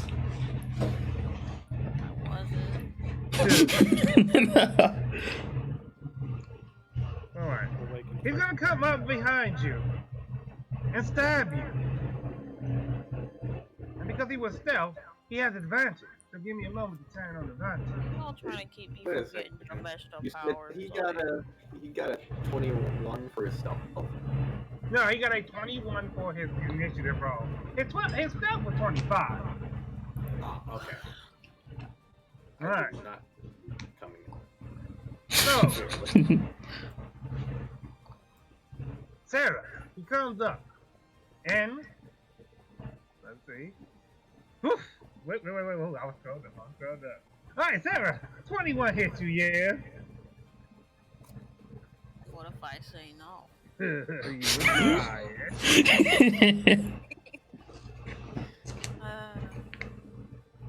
Turn Yeah. down for one. So, he pulls out from behind the pillar and runs up Sarah, stabbing you in the back with a knife. With a dagger. He does, at first, 9 points of damage. But that assassin familiarity, that sneak thief superiority, he knows how to hurt you good. And he does an extra 15 points of damage.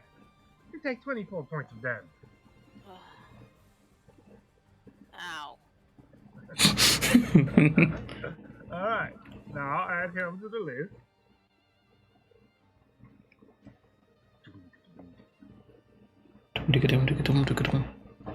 Alright, so we go back to the start of the turn order. Blink, you have convinced yourself that Resto is an ally. You are back on your feet now. The other you is telling you that you are the hero of this moment. I'll stand over this guy who's knocked prone, look down on him menacingly, and I'll look over to the other me and say, should I finish this guy up? Hell yeah. Today's your lucky day. I'll send you to meet your god. He looks up and he says, well, I'll let you hit him first. Alright. I'm not done yet. Go ahead. Blueislink? No, Booming Blade. And once again. Did that go through? No, it didn't. Hang on. Booming Blade? Not done yet. I haven't done this in a while, so I'm doing it. Once again. I'm adding in Divine Smite. Alright, let's throw that in there. One. Really? That's a boss killer. I don't know. Should have saved that for the last guy we gotta fight. 10 plus 13. Necrotic damage. I'll use a pack. 14 plus 22 plus 9. His finisher move on the first guy. That is nowhere near my finisher move. Plus 6 for a total of 60 damage. So, as you say, you're going to send him to meet his god.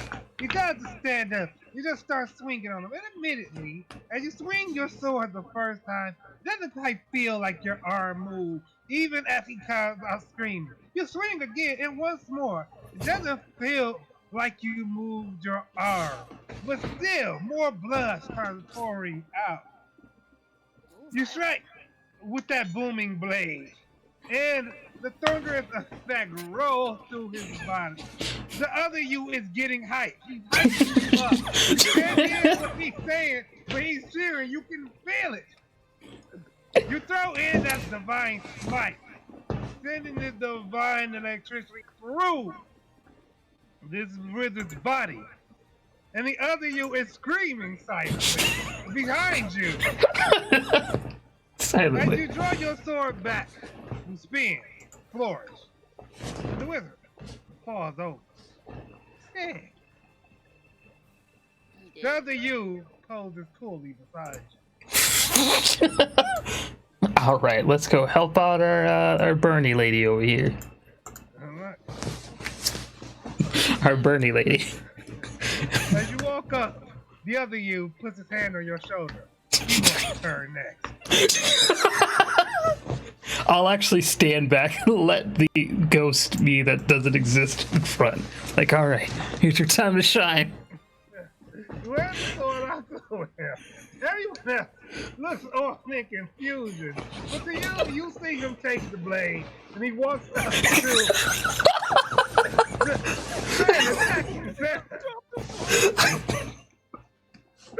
yeah.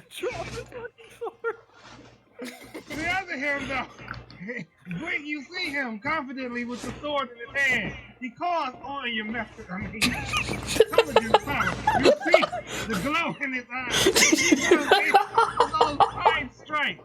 And he's the one fastest the room. The assassin. No, you missed, buddy. You missed. Flourishes burnishes his blade. Flourishes. He doesn't look around. He doesn't need it. Because he's confident that the person is dead. He walks back over and hands the sword to you. Everyone else, you witness Blink pick his sword up off the floor. Vesco's just staring wide-eyed. I'm definitely taking some later. Is everyone in the room just staring at Blink? Yeah. Vesco's, he's probably a little distracted, but just seeing what just happened, he's probably like, what? Just a single sweat drop. Not allowing Blink to distract him too long. The goon turns on you, Resco, and goes for a swing again. I forgot previously that he actually has 3 attacks. Forgive me for this. This might hurt a bit. Okay. Alright, so Hold I on. don't think 14 hits you. I don't. 22 and 18 definitely turned off the back road too. But we're gonna go with that 22 there. And well, that last one was 21. Does 14 hit you, Resco? My armor class is 14. Alright, so yeah, then I hit you. Resco, you take 11 plus 10 plus 10 points of damage for a total of 31 points of damage. Alright. Fuck me. You're not Let's do it. squishy, are you? A little bit. Great. At least compared to some people. My favorite part of that scene is Blinkehyo and now you missed. Resco's just distracted enough by what happened with Blink to be hit by this barrage of attacks and let's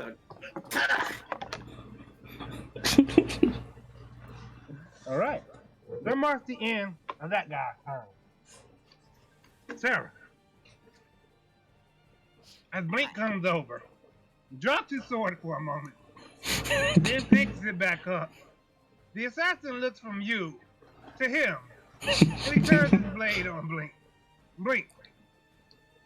He goes for a stab. He's not in the best place for this. Still, the 22 hits you. I'll have the other me jump in the way to protect me. The other you definitely jumped in the way to protect you. This guy passes through him. Oh, I didn't see that coming. Finds Percher. You take 6 points of damage. By the way, I forgot to mention it. Your armor acts if you can absorb the soul. It can absorb the soul of the It wizard's most- blade. It most certainly can. It absorbs the soul. 8 souls have been consumed. I Anyway, see. it's gonna take 6 points of damage. Okay. What's up? It's your turn.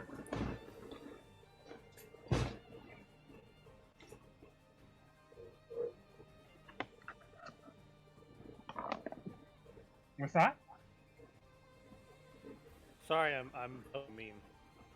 Alright.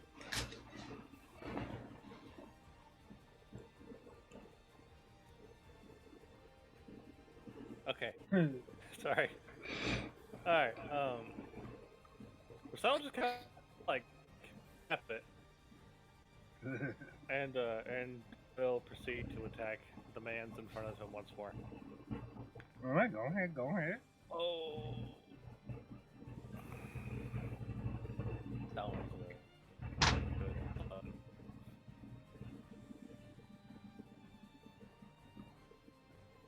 Hear me? No, sorry, go ahead.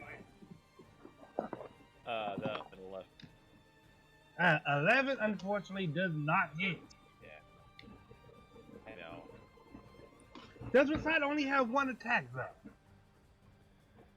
Pretty sure Hopping on over, hopping on over. only one. No, you have 2 attacks! What? Where? You can attack twice per turn. Where? I'm not seeing this. On the action Oh tab. my god, I've had that this whole time! Alright, Yes, you have. swing. Get fucked, nerd. Go ahead. 16? That definitely hits. Yes! Oh, dude, but you know what the best part is? This one has Colossus Slayer. So I'll calculate that in a minute. Alright. Take your time. Alright, here we go. So, first. Here we go. Alright. 7, nice. Then for the fire damage. Okay. Now with Colossus Slayer, that is another D8, yes? Okay. Oh, that's real good. So 7, 14, 19. Alright. He takes a whopping 19 points of damage. As you dance at him with your sword. I can't believe I forgot about that. How did I never see that? This is why I lose. This is why I suck at fighting. Because I don't know what I can do half the time. Alright. The wizard dead in the back. Sarah, it's your turn. Avenge the other me, Sarah.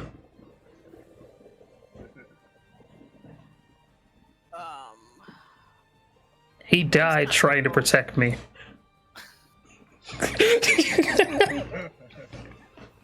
Blink's kind of close, but I have fire resistance, so.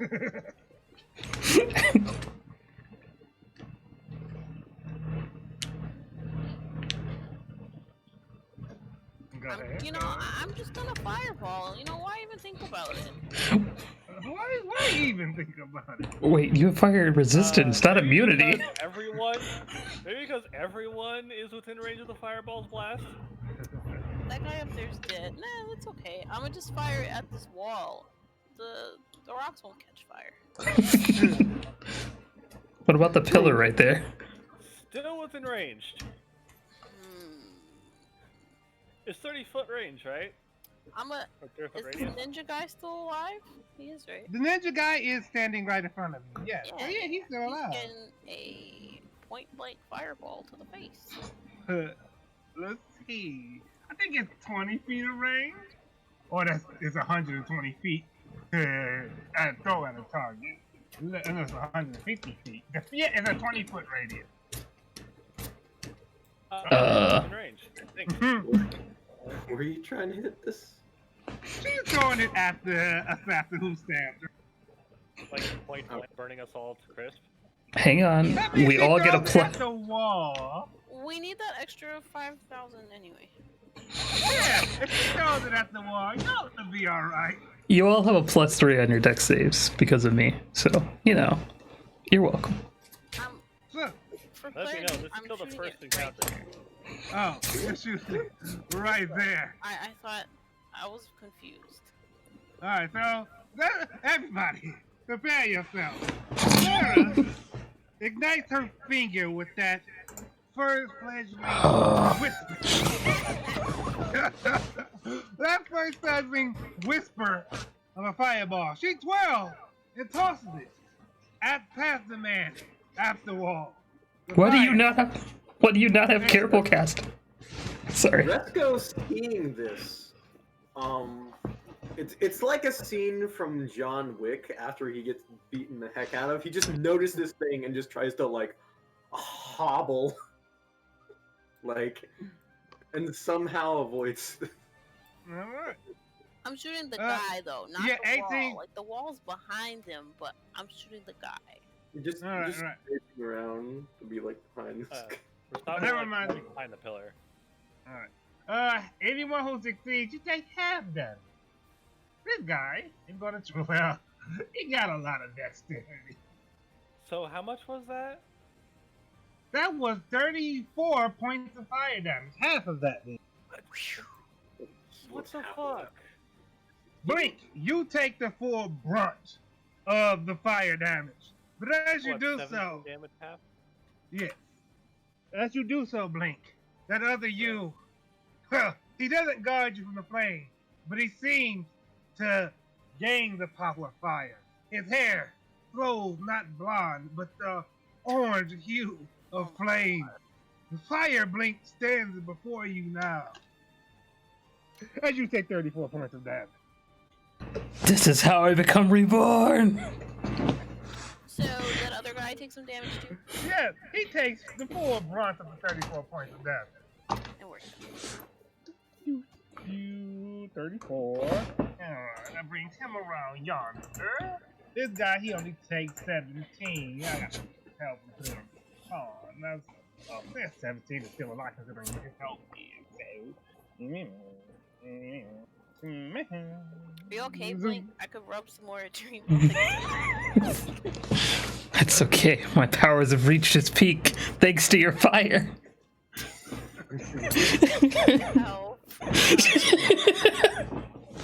No one can stop me. But then, Sarah, we bring your turn to an end and come over to you, Resco. Resco, what's up? I think Resco actually should go before Sarah because I think your dexterity is higher. But nevertheless. Resco's just feeling the pain from the sword attack. The fire slowly kindling at his fur. Just kind of lets out like a snarl and just like grits his teeth and clenches his fist and uses another destructive wave. But this time, let's see. How close is this guy even? Yeah, it's not even close enough to hit the other guy. So this time, it all goes on this guy. All right. And Resco is rough right now, but it's still radiant. All right. 20, so on a succeed, did he take half damage? Yeah. All right. Okay, you give me a moment to do some quick calculation. Divided by half. All right, so he takes a whopping 18 points. He's looking a little rough. Resco just stares him down. All right. Blink, it's your turn. I'll Fire look. Blink looks back at you. He I'll look nods. back. I'll look back to the fire avatar and say, "You handle him. I'm gonna fight the final boss with these new powers I've got," and head upstairs. Can I make it? What? You can Yep. absolutely make it. He will take an attack of opportunity on you. That's okay. Fire Blink will protect me. Let's see. As you turn to head up the stairs, his Fire Blink tries to protect you. But it looks to you like he dodges past Fire Blink to stab you with his sword. Then, you walk on. Fire Blink nods to you one last time, promising you that he has this covered. 7 damage. Blink heads up the stairs. Yes, 7 points of damage. God. Is that guy over by the stairs, or is he still sitting by me? The guy is right here. He attacked Blink as he was walking. I see. So we go back to the guy who was fighting you, Resco. Resco, he's not done with you yet. He's about to make his 3 attacks. Oh dear. 3 attacks. Yeah, 3 attacks. I'm Oh, going boy. to assume 11 doesn't hit you. So you take 19 points of damage. Is that total? Yes. Okay. Resco is, say, like, knocked back and seeping and, like, spitting, like, blood just a bit. At this point.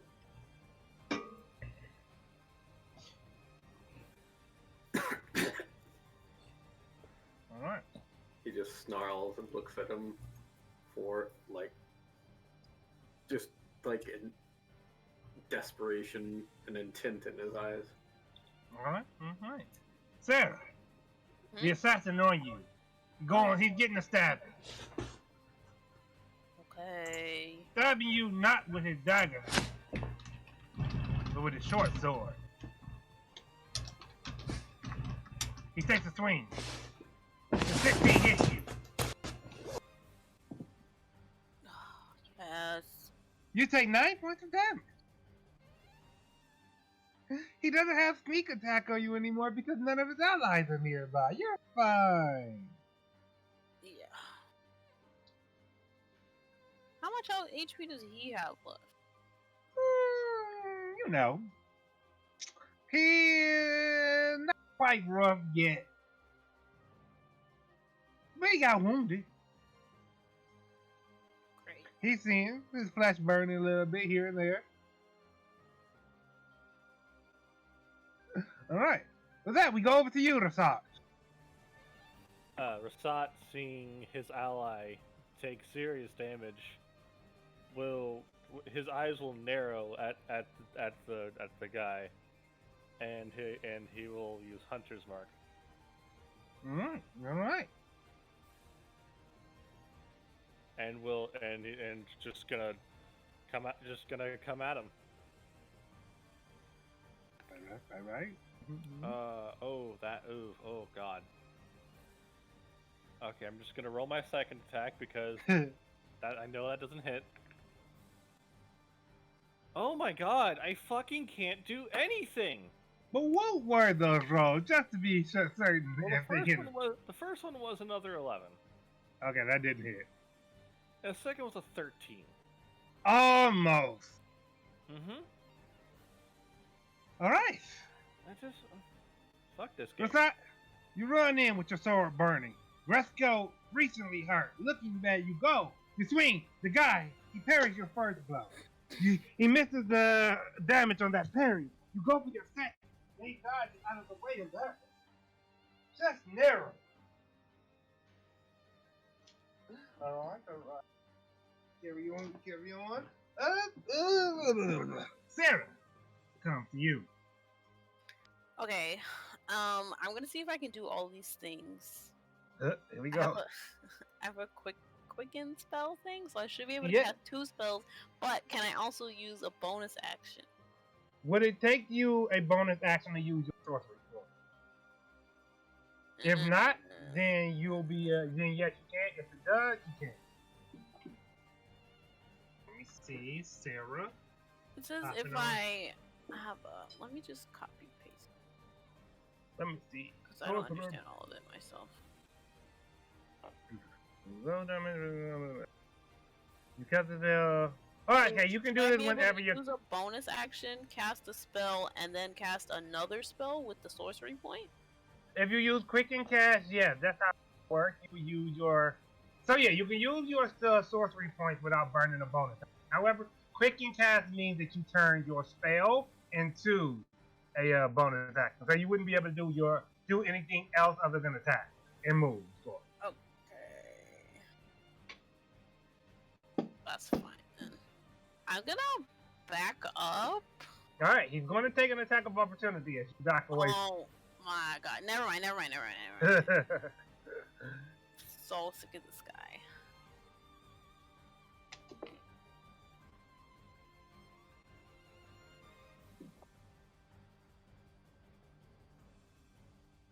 Okay, I can do this.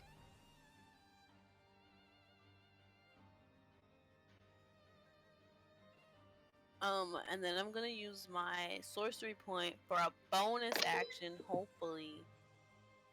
And oh, I just lost the spell I was gonna use. I hope this kills him. Oh, I gotta give you the Do you need the display thingy? Do I need who now? The display thingy. Hellish Rebuke or the war. Oh, Immolation. For the class, yes. I know I saw that spell earlier when I was designing with it, but I don't remember what it says. Alright. When one creature you see, make a dexterity save, take 8d8 damage on fail save or half on, and that was how much damage? 20 plus 19 plus 4, alright. Let's take that dexterity save. Unfortunately, you're fighting an assassin, so his dexterity is pretty high. Sucks. So he just succeeds at that. Plus 19 plus 4 is that. Divided by 2 is 21 points of damage. So, as you unload these flames upon him, he takes, you can see, he's looking a little rough. Oh, but he's not dead. Not dead yet. But definitely looking a little rough. Ooh, that is not how much. Alright, carry on. So yeah, that was Dearest Terra. We go to you, Resco. Alright, so first, before I do anything, I need to clarify something. So the thing with this sword is my sword at the same current state as the whole, like killing person thing was. Mm-hmm. As in, like, if Resko were to kill someone with it, it would achieve the requirement. Not necessarily, no. Okay. I would say you could roll a general wisdom, to see what Resto can pick up from the dreams he's seeing. Okay. Oh, let me find the show. Save.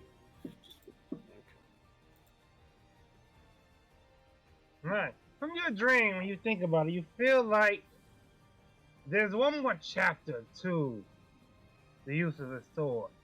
It's not so much killing someone, but specifically who Daddy had to kill. Okay.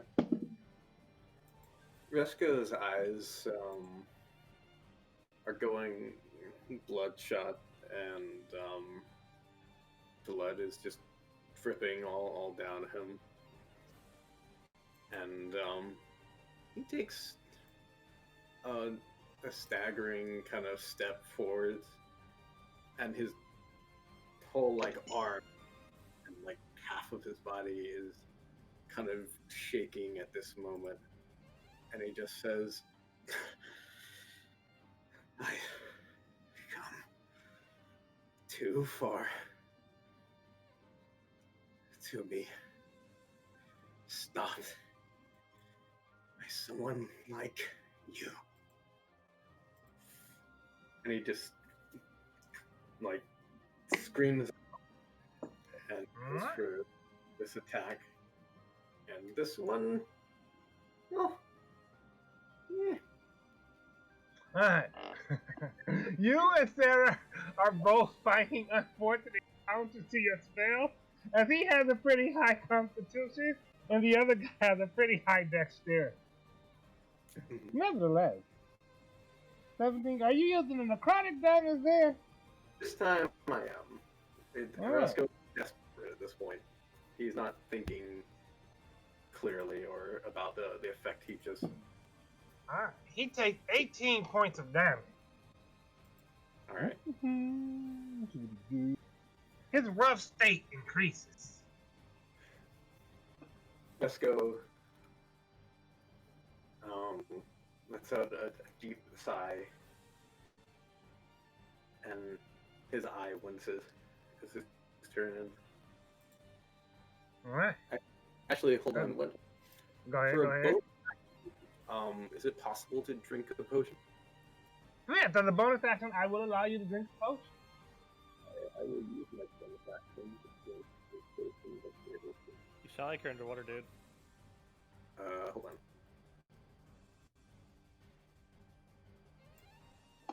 Is that better now? Yeah. So far. Okay. So I'll drink a potion of greater healing. And...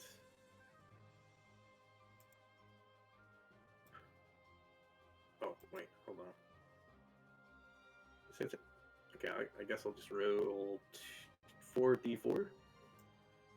Alright. 4d4. You can just click on the little red box. So Yeah, that would have also done it for free. 16. Right. You heal 11 points of health. Unless you want to take the SOT 16. I will allow it. I was just demonstrating, but it's up to him. Well, I already rolled, so I guess I should do that. So it's a 4d4 plus. So there's the 4d4 plus the 4, so it'll be 15 in total. Alright. So you did, yes, of course. You heal 15 points of health. Alright. Meanwhile, Blink, you're running up the stairs. No, not running. You feel like you are leaping up these stairs now. Each step feels like it takes you up a mountain. You climb the stairs and find yourself in another hallway. Is there nothing here? You see nothing of note as you come into this, except for another version of yourself. Black hair this time. As you approach, he nods at you and leads you onward, further down the hall. Okay. Whatever he wishes. Wait, how far? Wait, can I roll a wisdom to just stop this madness or try to stop this madness? Roll a Constitution save and then a Wisdom. Good.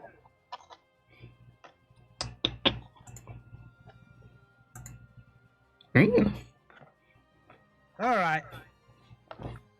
Okay. Despite the floatiness of your body, it occurs to you for a moment. Wait a minute. That's not me.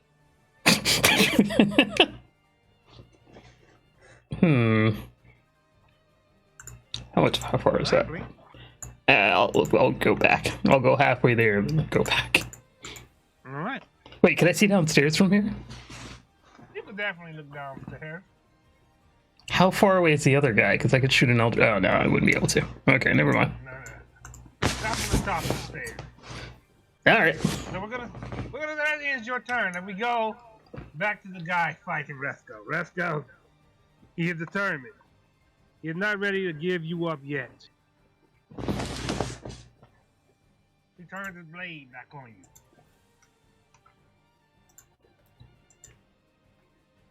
Three attacks. 1, 2, 3. Jesus. One of those misses. You take 23, assuming 16 hits you. You take 23 points of damage. What the fuck?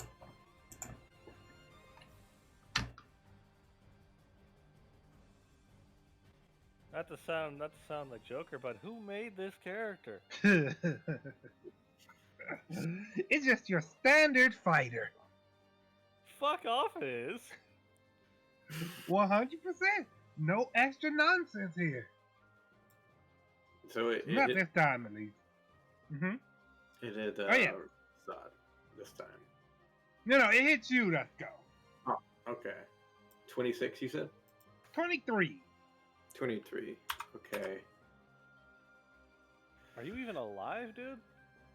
I am because I drank the potion. It's a rough spot to be. At this point, Resco is battered and bruised, and blood is running down him. He looks like John Wick at the end of the third movie. So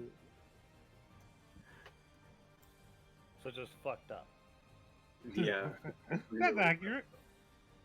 He has 13 HP. And he just says, "Yeah."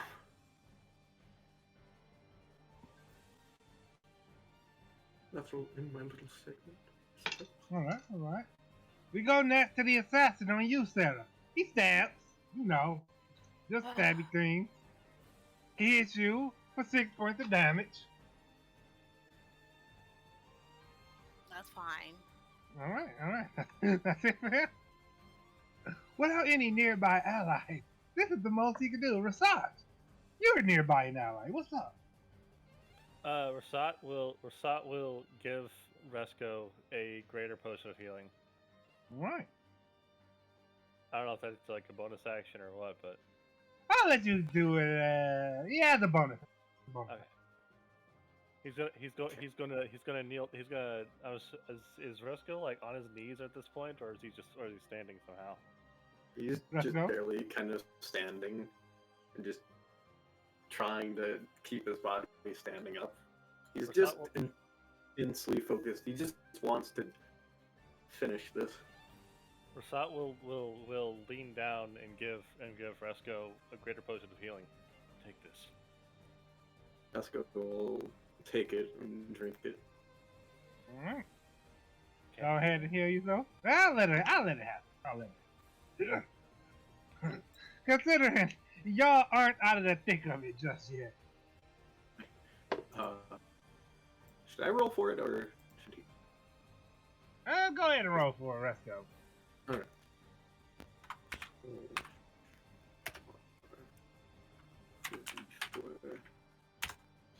+4. So 16.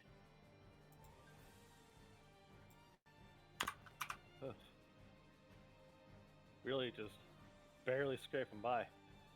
Resco feels like he's about to spit up blood for a second, but then manages to keep it down. Rasat, after doing his part to keep his friend alive, he will turn towards the guy and let out this deep guttural bestial growl, and will attempt to just lay into him. That's better. That's what we like to hear. Better. That's so much better. That's a fucking 22 on the first attack roll. And that's 100% hit too. I'm gonna go ahead and roll the second real quick. All right. And even better, and that's even better. 26. All right. Oh, we're having our Avenger moment right now. Okay, so I'm rolling attack damage twice here. So that's yes. Oh, sorry. Okay. I will give you the totals once we're done here. Understood. Okay, that's the first. Not as good, but still good. That was fucking terrible, but that's fine. Big damage. Alright. So that's just the regular damage attacks, but I also need to throw in there... the, whatchamacallit, the Colossus Slayer. So that's another D8. Oh, I hope this kills him, because it's going to be really satisfying if it does, and really, like, blue balling if it doesn't. Another. Okay, so that's the 2 regular attacks plus the fire damage plus the Colossus Slayer plus the Hunter's Mark. I'm gonna bust out my phone here and do it as a calculator. All right, that works perfect. Because I'm too sleepy for mental math.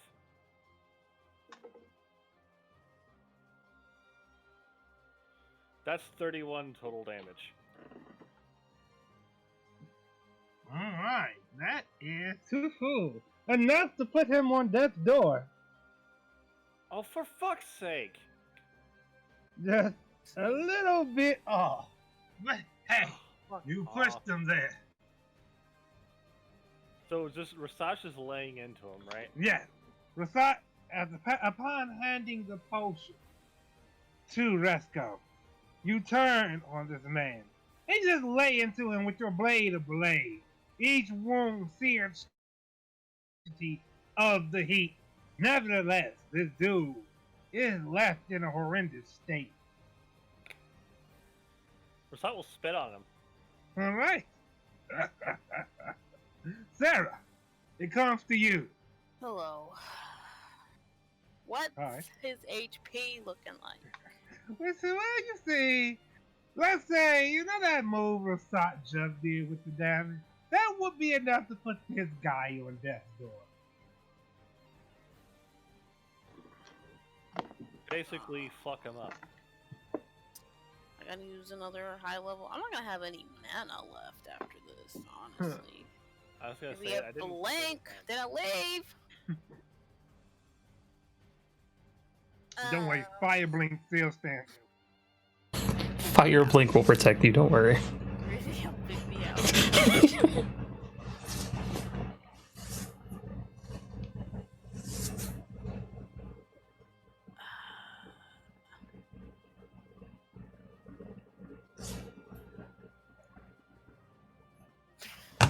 Yeah, indeed.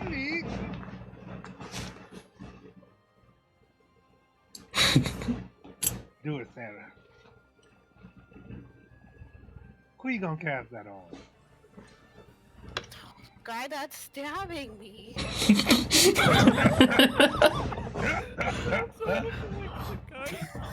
me. Who missed else? I guess that makes sense. I'm busy over here. He just survived. He just exceeded that saving throw. Did I forget something about immolation? Do you constantly leave them a blaze? I mean, it Yeah, doesn't I think matter. he is supposed to take constant damage. Plus 16 plus 4 and oops, divided by half. And let's see, immolation. Oh, target also burns. Okay, so they fail. They burn. He hasn't failed any of these. Nevertheless, with that 27 points of damage, in a moment while he too finds himself standing on death's door. Let's go. It's your move. All right. One of Resko's eyes at this point is kind of closed. The other one's just sort of, well, I won't say it's wincing because he's at like 29 right now, but he came back from a bit of a break. So we'll say Resko is gonna. He's not gonna use. Let's see.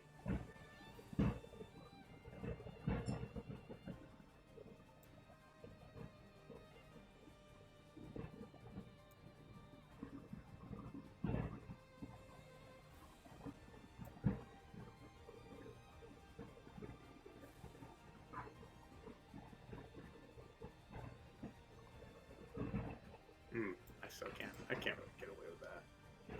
I will use.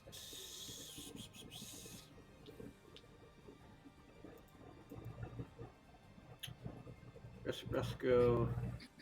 He's just gonna try to clinch his fist, and he's gonna think about every single time he's practiced with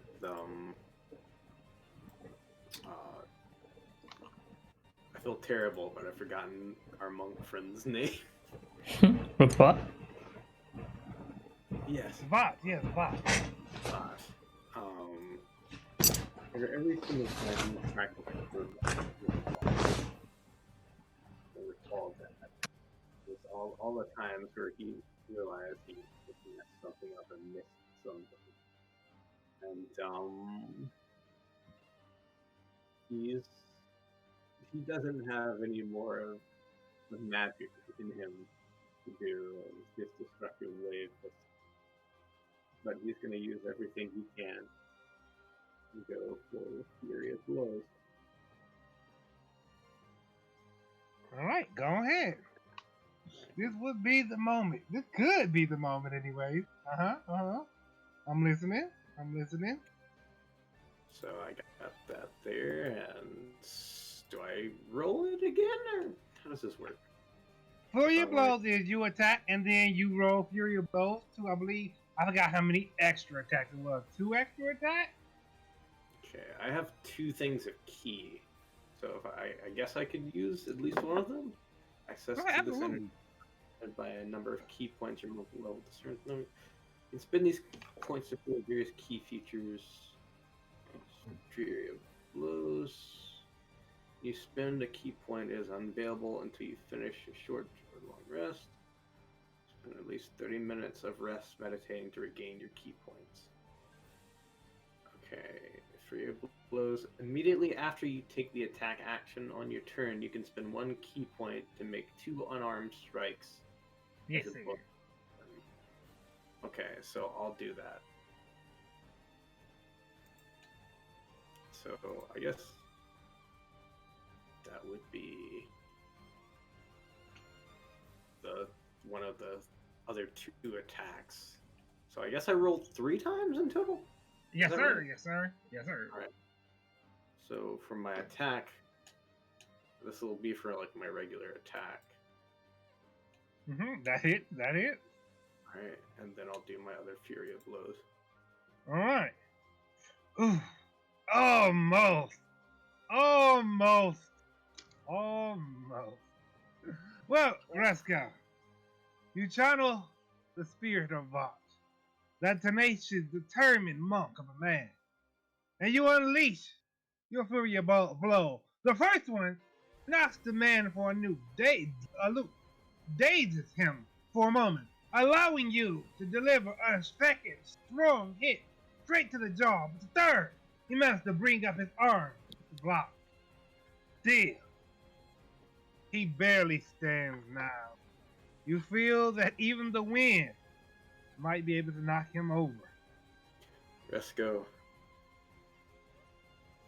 just even as bloody and kind of as battered as he is, just doing these strikes, taking so much out of him, even though he just is standing by, just this kind of will alone, the strength he has left. It's just saying, you don't know the power. Right. Friendship. Blink. That brings it back to you. You return to the bottom of the stage. What's up? I will mosey on down. Do I still see the fire person over here? Yes. Oh no. It hasn't quite worn out yet. You just had the sense to know that the one you saw upstairs, the samurai blink, was not real.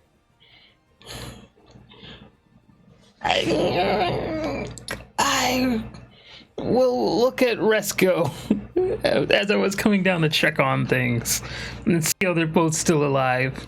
I'm panic seeing Resco so hurt. I'll rush over to him.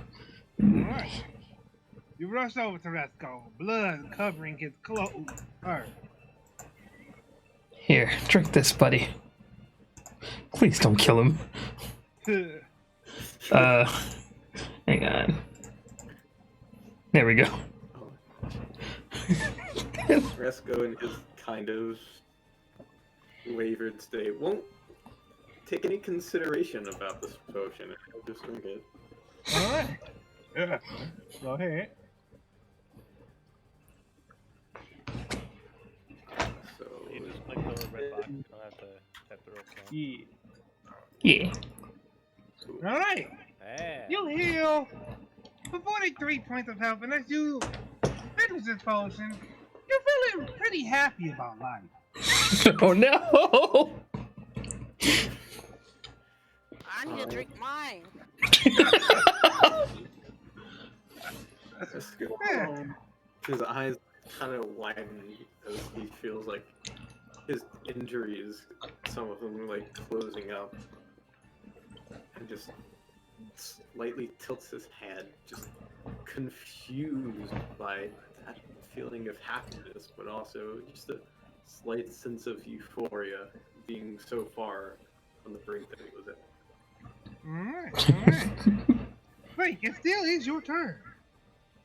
And I will cast Hold Person in on the guy right in front of me. Let's go ahead and roll that wisdom save. Ooh.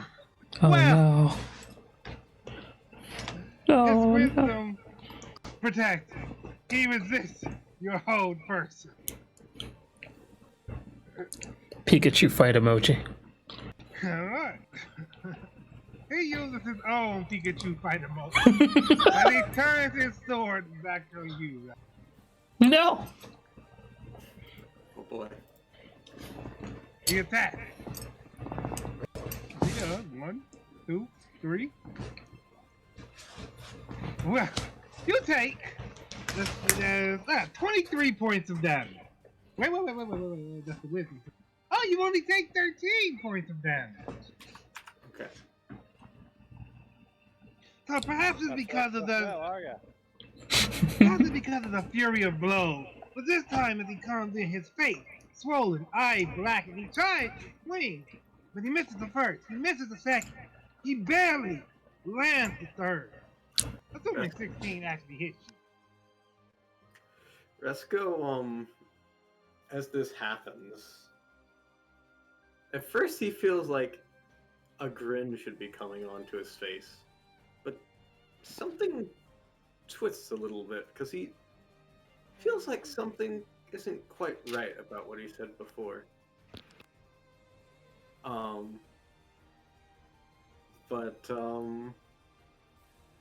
he takes the blow, and it just sort of shakes his head a bit. All right. Guess that's about it. Can't think of anything All right. else to add. Sarah, you get stabbed again.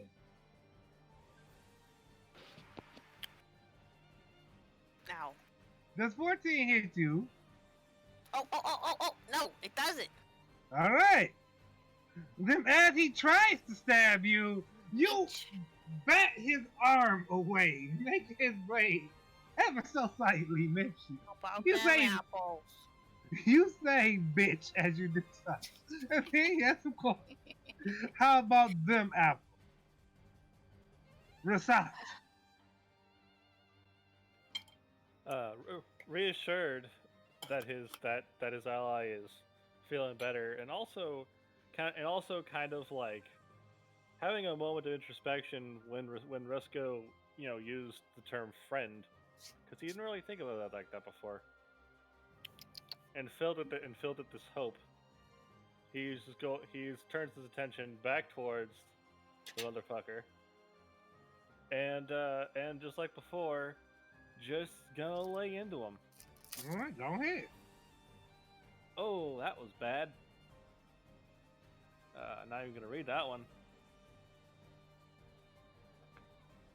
There we go. That's better. So that's, I mean, before I even add the proficiency and bonus, it's 17. All right, that definitely hits. Like it's a natural 17. All right. Oh my god! Can you just give me my fucking awesomeness moment? Fuck this Before game. that, can I just ask? My internet spazzed for a second. Did I miss some kind of moment you just did there or anything? Yeah, he said that hearing yeah. Resco call him a friend, he realized he never really thought about that. Yeah. He kind of had his moment like, huh, maybe there is something. That kind of feeling. Alright. It's okay, because I got Colossus Slayer to kind of back me up a little bit. Jesus fucking Christ! Okay, it's fine. It's fine. Because I also still have the Hunter's Mark.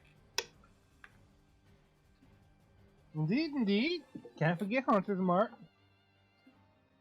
In fact, did we apply Hunter's Mark last time? We did. All right, carry on. That's what got him so low.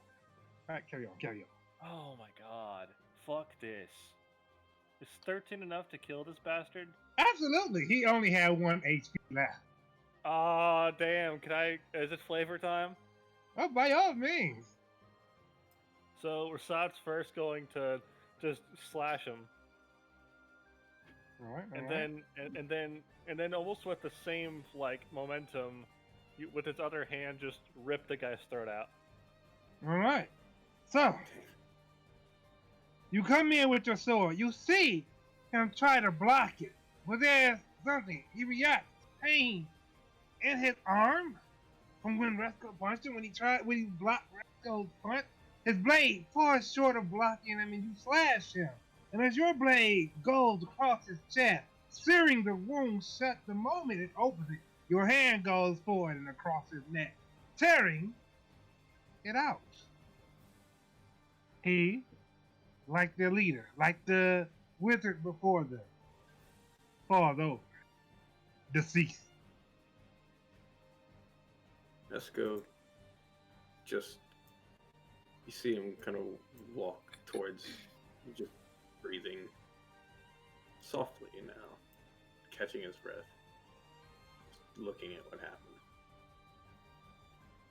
He just feels the blood falling down and looks on at this for a moment. All right.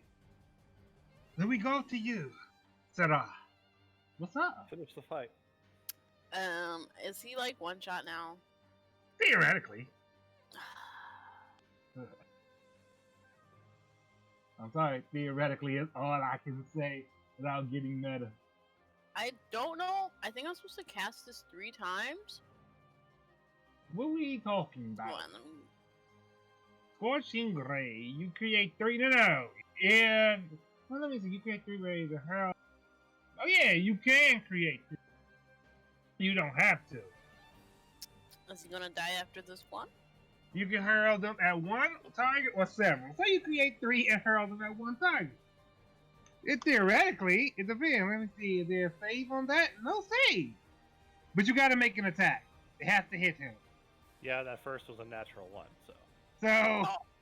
it actually missed him. Let's try again. Alright. That hits. Wanna do it one more time? Yes. Alright. So the first one, you throw it and it slips out of your hand, scorching the floor behind you. With a whoopsie, you wield another, tossing it at him.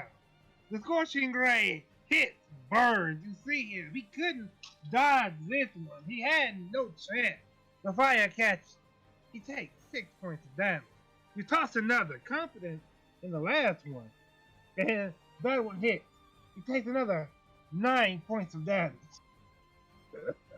I'm so weak.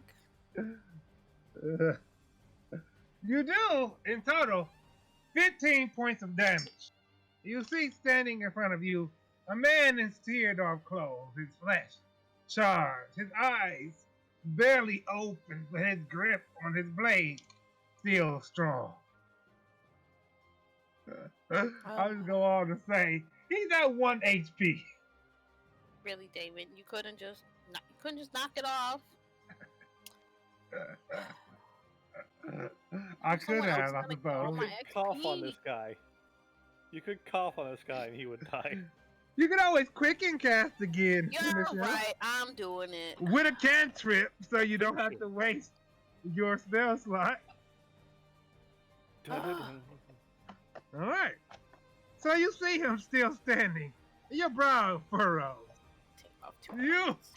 create a firebolt and just backhand it at him. It hits right in his eye.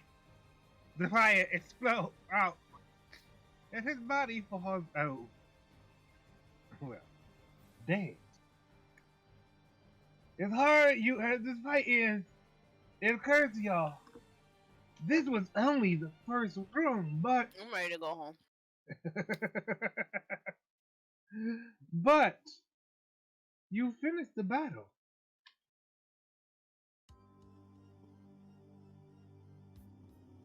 I think we should come back later. Rasat's going to kind of help Resco. He's going to put his arm around his shoulder. Resco takes his arm.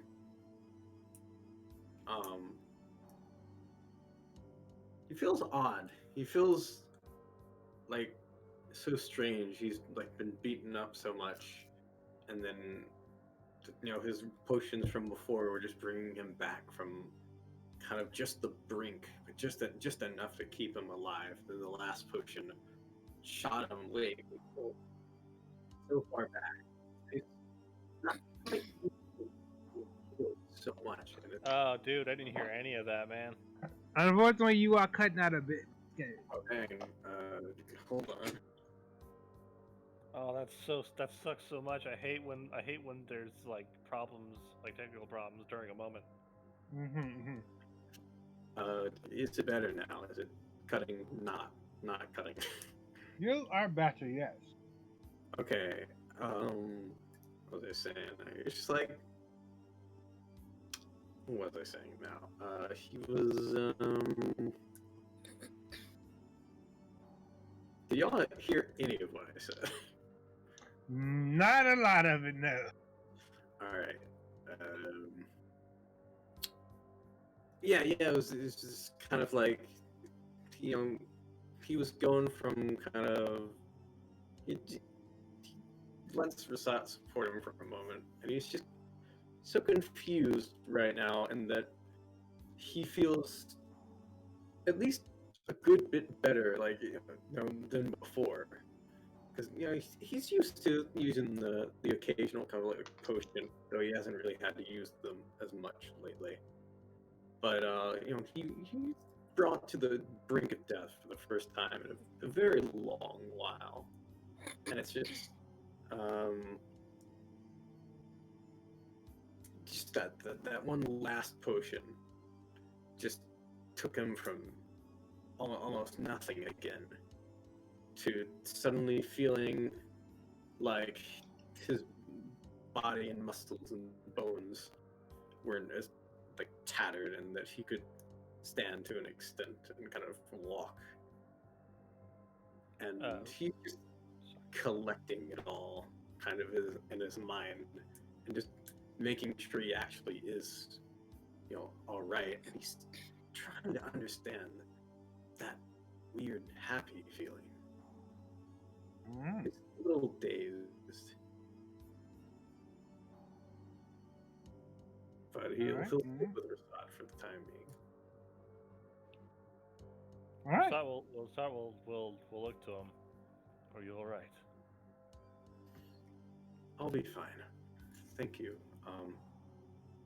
That could have gone very differently without you here. Of course. Friend. Resco will kind of pat out the fire on his fur. As this is happening, Blink. Fire Blink comes over to you. He puts a hand on your shoulder, then pulls you into a hug.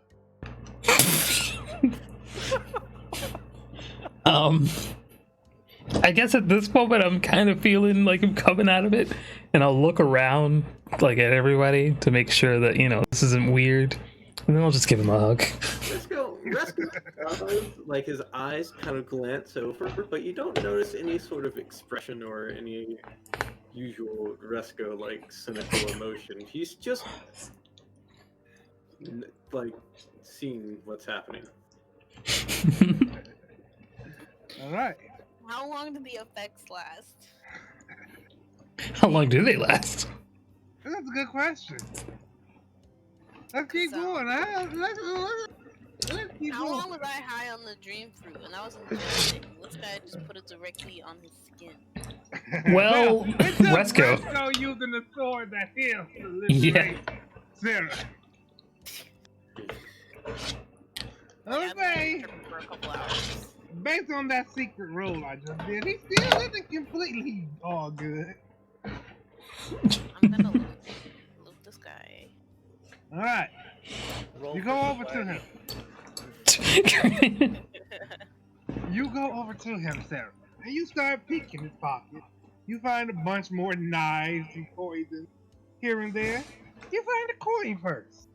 Based on the weight of it, you think there's about 135 gold.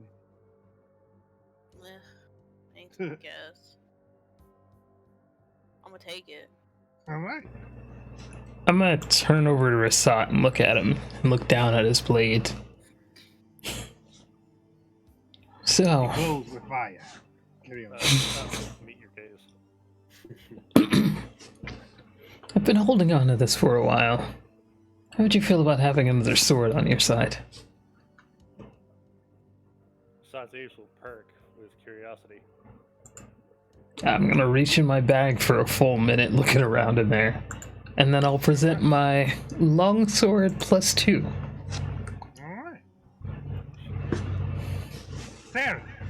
You've been pretty. Oh, sorry, go ahead.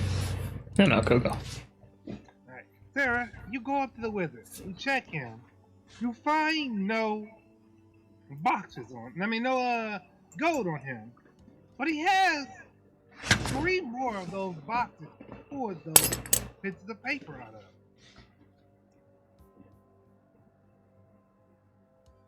I'm gonna swipe it. Alright. You swipe the 3 boxes. So Sarah, if you decide to use those, what I'm going to have you is save, count those. You got 1, 2, 3, 4, 5, 6, 7, 8, 9, 10, 11, 12, 13, 14, 15, 16. Wait, let me not count. Alright, I gotta restart my count. 1, 2, 3, 4, 5, 6, 7, 8, 9, 10, 11, 12, 13, 14, 15, 16, 17. Alright, I will have you roll a d20. And whatever the number lands on will be the spell you cast when you use those papers. Okay. Assuming you use those papers. How many did I get? I would say you have, in each box he is carrying 17. Okay. How do you So, roll a d20? You just do it one on the d20. chat, right? Yep. Roll 1d20. Roll 1d and Oh. that doesn't show you what I mean. Yeah, there you put the I gotta get slash R in front of it. Oh. Slash R than space. Yeah. Alright, that'll be how that works. So yeah, you pilfer all of his spell.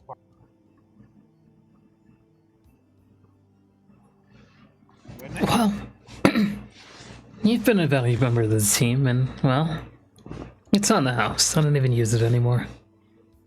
We'll just kind of, we'll just look, we'll just, like, he's dumbfounded. You just give this to me?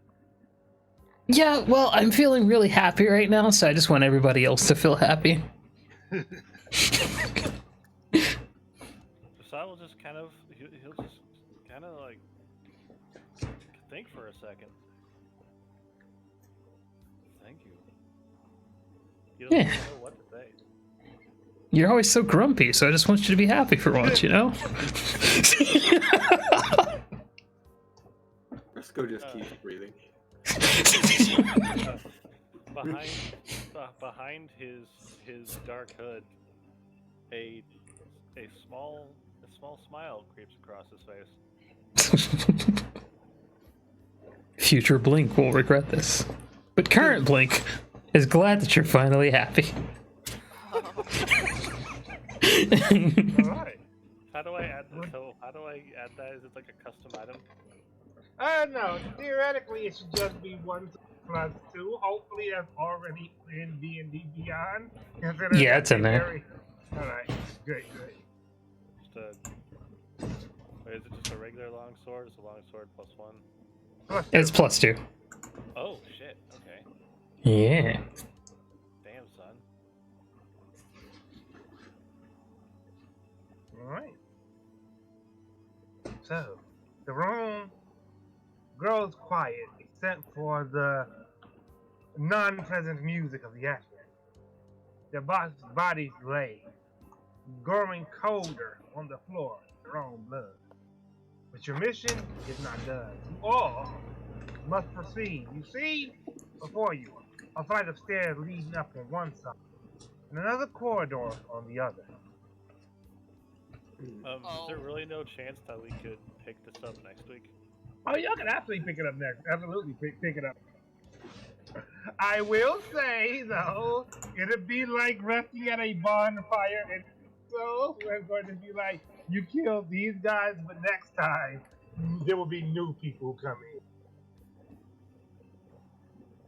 I'm down, except I want to loot this body first. All right. I'm confused. Like, would we have? Are you saying these guys will like suddenly respawn or something? Oh no, there will be different people. We'll basically like, cause time will move forward, and that's how I was to put red on pause. Yeah, time will move forward, so it'd be like, Okay, these guys. Well, yeah, well, y'all can still do it. It'd be closer to like waiting in a Bethesda game. Yeah. I guess I should be here for a week. Then using Dark Souls as an example. Well, when you rest at a bonfire in Dark Souls, it responds all the enemies on the map. All the enemies, yeah. I didn't know that. The situation will not entirely play out the same, because it'll still be different people. But yeah. I'm game for whatever y'all want to do. If we're getting too tired, we can carry on. We can continue again. I'm not feeling tired. If anything, it's just a matter of that it's already 10:30. True. I don't know. how much longer do you think this will go on for? Like, you just give an estimate based on how much we fuck around. I think theoretically. No, I don't know if I can say that. In theory. Let me think. Maybe Blink is inebriated. Sarah's thinking about getting inebriated. Let's go and feeling euphoric. Let me think. And then we just like, theoretically, y'all could avoid conflict in that situation, but in the other one, there definitely would be conflict. And like, in that case, there's not that many components. In the other case, like, it depends on how successful your roles are, and dang. Okay, I get it. I'm actually trying to determine a actual estimate. I want to say about 30 minutes, but that 30 minutes? 30 minutes? Yeah, it's not a long dungeon. Press X. Alright, let's see if we can grind this out. Don't continue just on. Should we say 30 to an hour to be safe? If Damon thinks 30 minutes, I think at least an hour.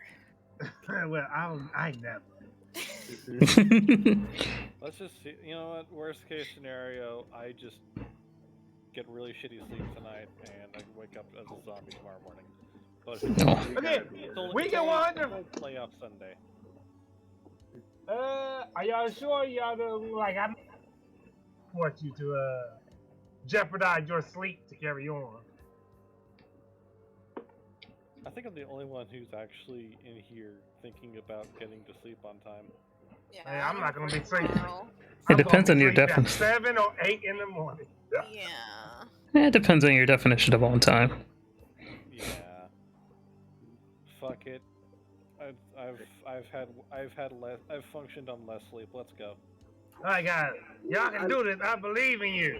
I will ask for your sake. What time do you have to be awake? I'm not gonna answer that because it's gonna like sway your answer. I want you to kill yourself. It's fine. I've functioned on less. Let's just go. Okay. All right. So you got 2 paths are ahead of you. One leads up, the other down another hallway. I have an idea.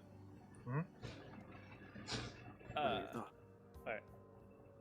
So, Rasat's going to ask Resco, can you stand? Resco will try to stand and say yes. I think I'll be fine. Okay. I'm gonna go up ahead. I'm gonna go up through that corridor and check it out. Right. Alright. I'll be right behind you. So, Sarah and Blink. Before we go on, I want to loot this body and drink. All right. Yeah, the body. Right. So, Sarah. Yeah. You come over to this guy. You pilfer. You find 2 greater potions of healing on him. You also find 70 gold and a coupon to a potion shop here in Isu. I mean, I guess I'll take it. You find a letter from him as well. Should I read it? If you want to. Okay, I'm gonna just skim over it real quick. Just give him the letter real quick. It seems to be a letter from a younger brother to his older brother. He's hoping that he has good luck on his adventure. And he looks forward to hearing about the feats his brother accomplished. Nah, I'll leave that on him. And then how do you drink a potion again? Just drink it. What you mean heal? That's 1d4 plus 4. Is there like a button? Oh, I could probably bring that up. Give me a moment. I can check it. In fact, I'll just roll it for you. 4d4 plus. There you go. You want to drink both of those or just one? Well, if I only did 13, let me get both. Alright. They really talked these potions up, but I'm not feeling that great. That's Blink there. That's the first drop of the Okay, just to top myself off, I'm also gonna drink one of the potions from Marco.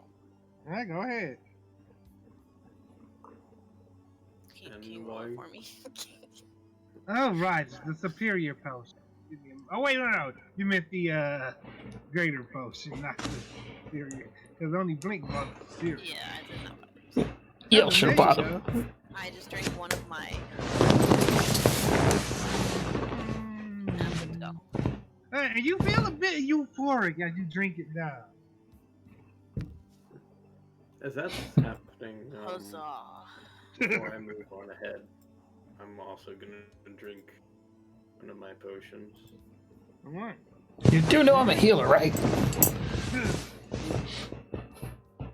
And I'll heal 14 damage. Alright. So you all proceed down the corridor.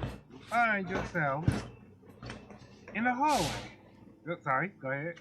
I was just gonna say the idea I was talking about was Rasad just sneaking on ahead to scout ahead, but okay. Oh, then we can say Rasat, you sneak ahead. There you And as you sneak ahead, you find yourself in a corridor. To your left, you see what seems to be a cafeteria. 2 people are in it. They dress in similar garb to people you encounter in the other.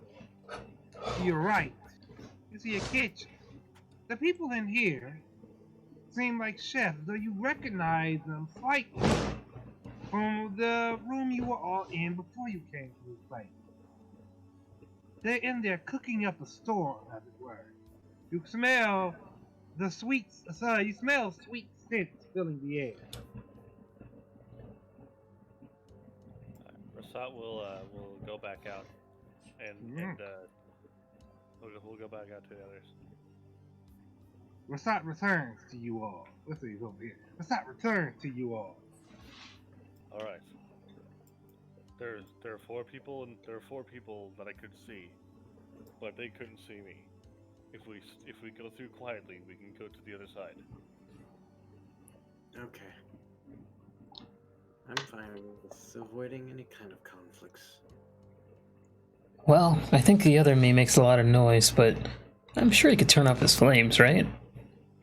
He nods looks confidently. We'll look Blink dead in the eye, with a very Miles Edgeworth expression. You don't see him? No. The other you shakes his head in disappointment. Well, I guess you guys aren't worthy to see him, so maybe perhaps at some point you can finally be enlightened like I am. Rasad will just kind of like think for a moment, like trying to think of like should I respond? All right, let's go. Resco just kind of scratches his sort of singed ear and walks with them. This is a fight chapter with right episode with Sarah if nobody had singed anything. Is it really? So you all follow Rasat down this hallway. Are we sneaking? Yeah, are you sneaking? I'm sneaking. Yeah. That's how I got here. That's how I got this far. I swear to God, if someone rolls a bad stealth roll, I'm gonna be sad.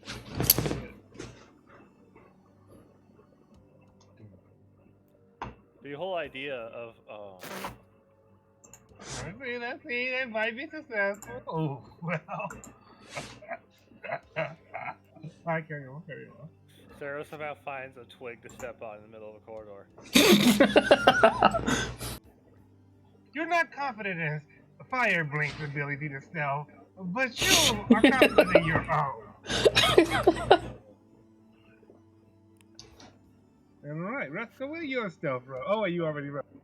So, you sneak into this hallway. And Sarah, somehow something cracks under your feet. You hear a voice calling out from the kitchen. Hey, If you're walking around out there, how about you come take this plate and take it up to the room? Well, Sarah, go get it. No. Fire Blink? You could take one for the team, right, Fire Blink? Fire. We should just ignore it and go. We could, huh? They seem to be a couple of the guys from the. They'll recognize you. Yeah, but wouldn't we be sucked into whatever game they're playing? Yeah, I'm just gonna go. They're not by the door, right? Will they see us when we go by? No, they are too busy cooking. Okay, I'm moving. Alright, so you keep moving. And so you hear someone comes across. I mean, you hear that same person call that. I knew they would be some lazy bums. Hey, this is why you can't just let anybody into the organization. They think they're too good to cook some food. Anywho. Maybe we can go back and kill them? Fire Blink like that idea. You No, Fire Blink, come back! He stops. Looks at you. Looks at the kitchen. Turns around. That will give like this look like, will you shut up? I have to control my other self. He's gonna get us into trouble. Like So. big bug eyes, like dude. Okay. So, you proceed further down. You find yourself another hallway.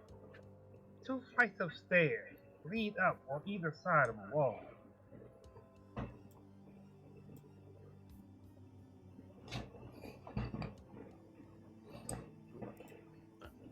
Should we head back then? There's nothing here. I feel like we went the wrong way.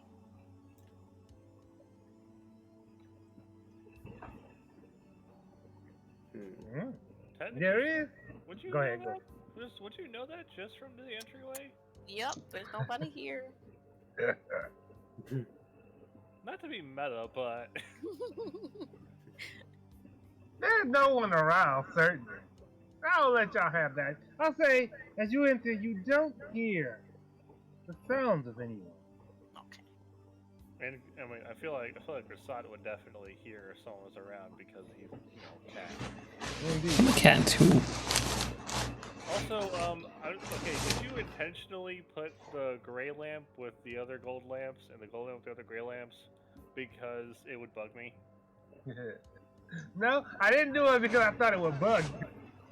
I just did that because I figured, I'm gonna do that. There was no logic to it other than that. It does look stylistic. Stylistic. I did not think about how that might affect the RPD at all. Maybe just the designer of this place is, just like feeling creative that day. It's like, maybe. But what if I... Can't just understand his vision. Okay. Alright, let's go. You listen and you listen. You don't hear anybody. Presumably, you all proceed up the stairs, as Resto confirmed that. And you find what seems to be of a dining area, or maybe area, sitting outside of 2 different rooms. In the rooms, you see lamp and bedrolls laid out side by side.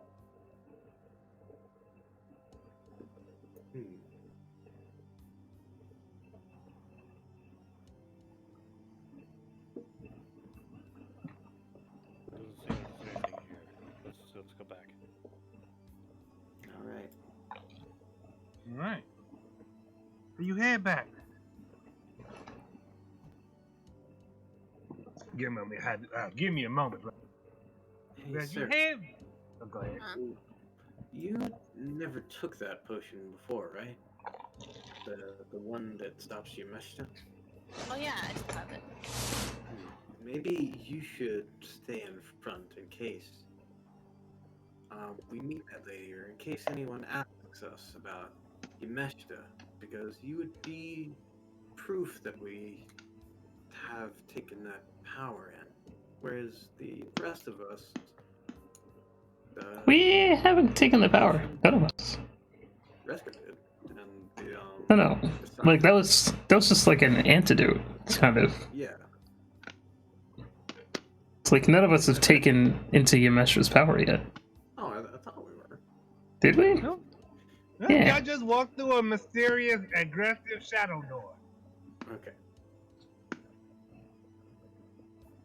Oh, we're here to get that, right? Something like that. Right. So you Can we head try back. something again? Absolutely. In fact, you head back on stage. You. All right. Wait, where are we heading back? Because Yeah, I didn't see- fuck all in the other room. As we're going back, I'll listen for like what's going on in this room. When you're coming back through the hall, you listen. You hear off to your left the two people just sort of yucking it up, telling jokes to each other. In the room to the right, you hear the sound of dishes being scrubbed.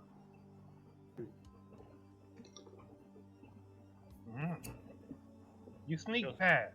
Go I ahead. got a nat 20. Did she just shadow step across the room or something? I suppose so. Decides not to risk it, and he uses a Misty Step Alright. at this point. Then you all sneak back through the hall. Drawing no attention, you head back into that opening corridor. And theoretically, head to the other side. Do we have to reroll stealth before we enter? No. Cool. Alright. You head up that flight of stairs. I'll reroll just for the Misty Step. Oh. Alright. You head up the flight of stairs. Resco's feet slapping loudly against the shelf. His ass cheeks keeps alerting the guards. So he's still got kind of like a cramp. You find yourself in another hallway, off to your right. A storage room? Off to your left. Storage room of sorts? Boxes fill one room. Armor, another. To your right, an audience hall? A large box sits on the stage. That large box is either okay. This is out of character. That large box is either something really important or a fucking mimic. Have run into mimics, Have we? or maybe not mimics, but traps.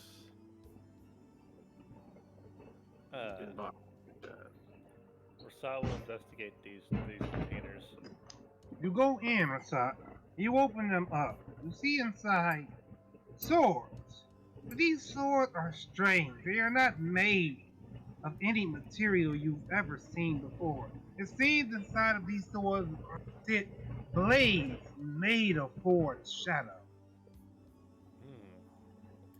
That sounds just edgy enough to be right up my style. Rasat will take one for the sake of study. Alright. Let's go You'll feels get it's to a best to source. stick to Razat from now. Do you go for a long sword or a short sword? You know what? Let's go longsword. Alright. So you grab from these boxes a couple of forged shadow blades. Okay, hold on a second. I'm going into the custom air thing real quick. Four shadow longswords. Yes, sir. I'm gonna write that down in my notes. Sarah, meanwhile, in the other room, you go up to the box sitting on the stage.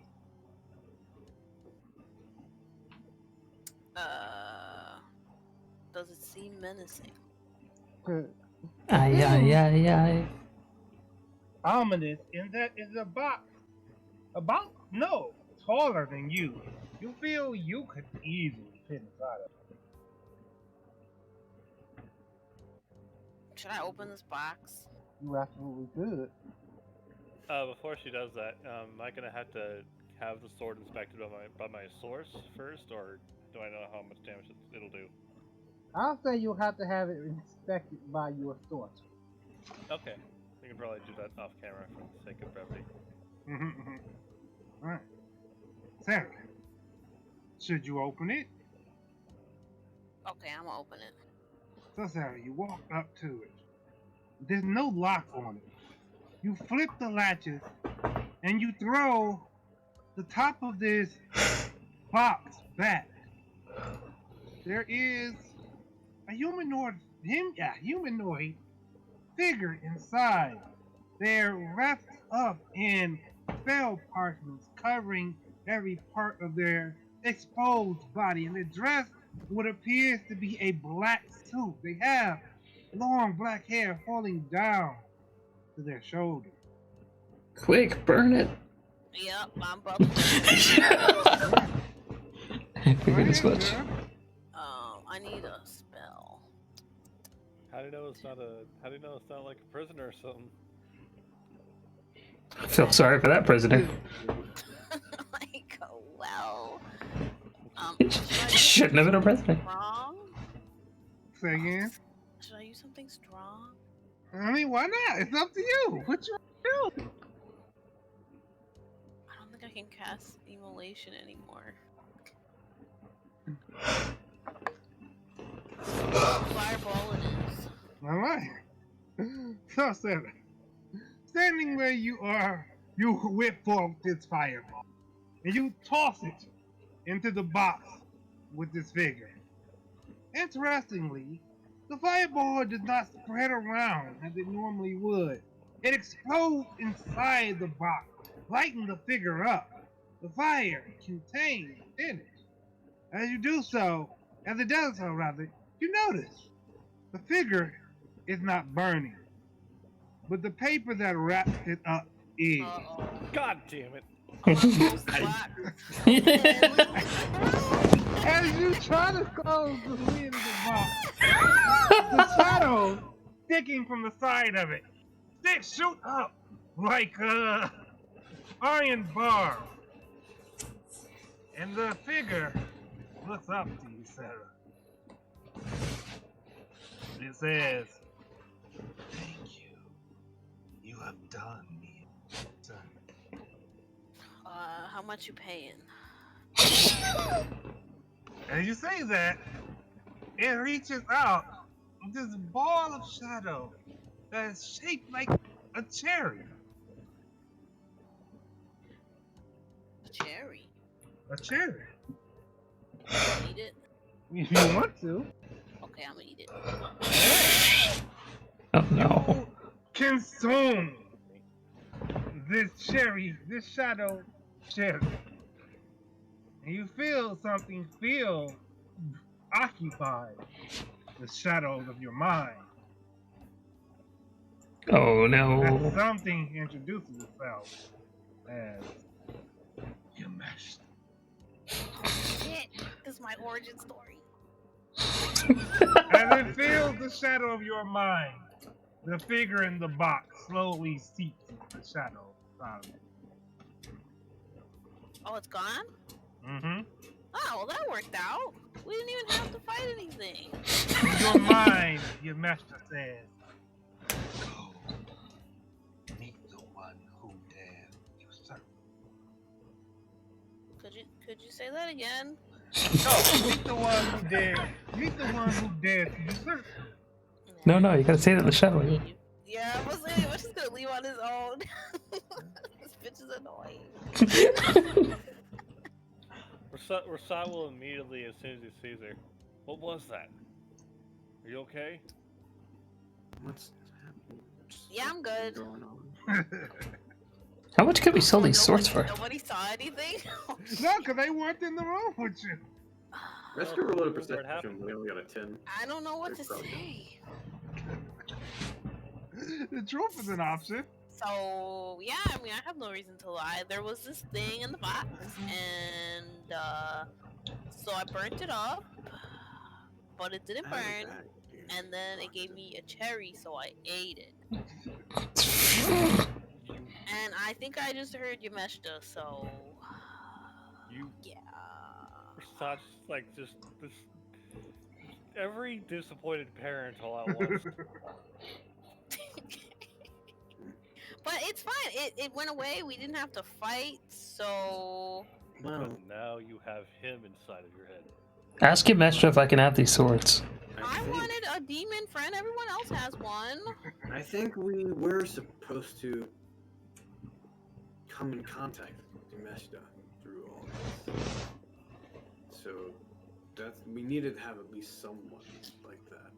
Wait, who did Yameshta tell me to see again? See, so go see the one who dared to usurp him. Who's that? Wink, wink, wink.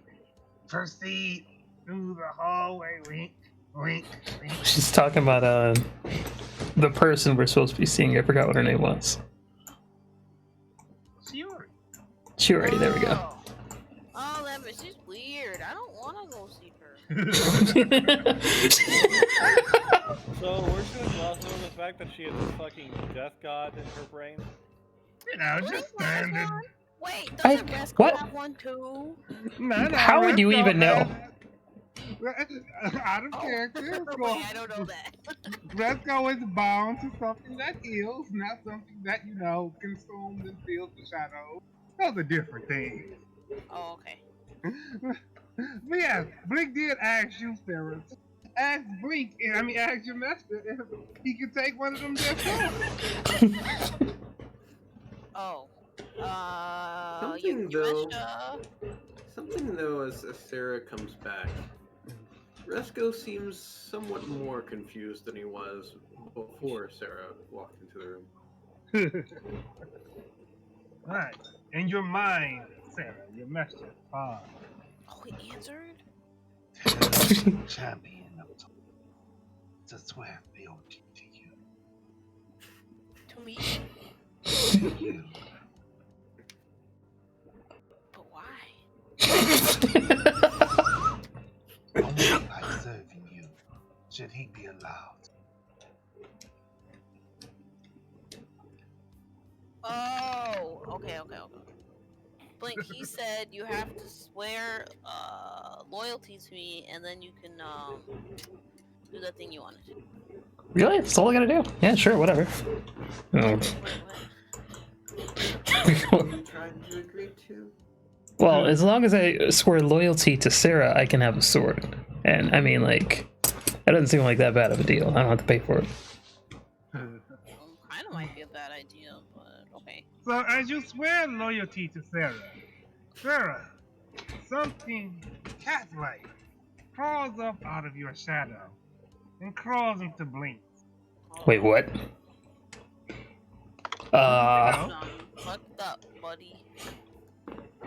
Right down. Maybe you'll get some fire resistance from this. There's always a caveat. You done fucked up now. It does still have that one thing, but I don't know if it'll actually help. Alright. And yes, Blink, you go back to the room with the Shadow Force sword. As you reach the one, it sort of comes to life like a snake, coils around you, and then slithers to your shadow as well. I don't think that happened with the other cat dude.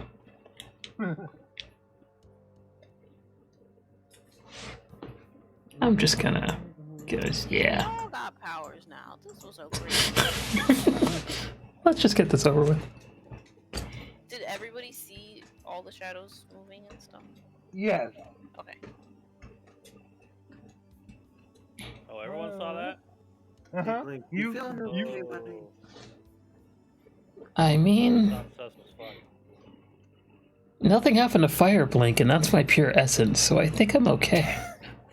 You got Fire Blink. He's patting the Shadow Cat now. No! Crying cat, no! So now we're that's an X-Men crossover.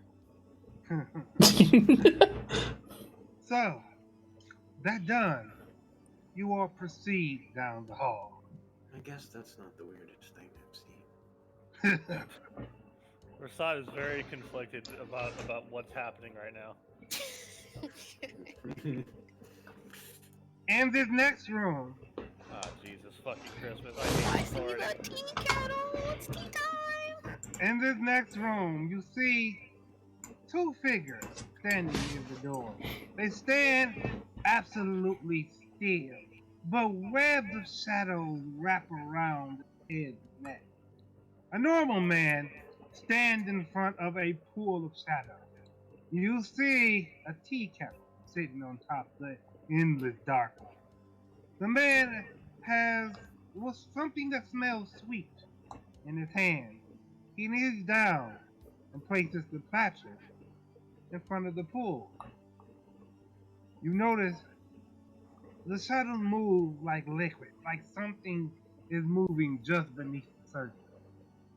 And as this happens, a feminine hand comes up from the shadow, taking one of these sweet dumplings this man brought with him.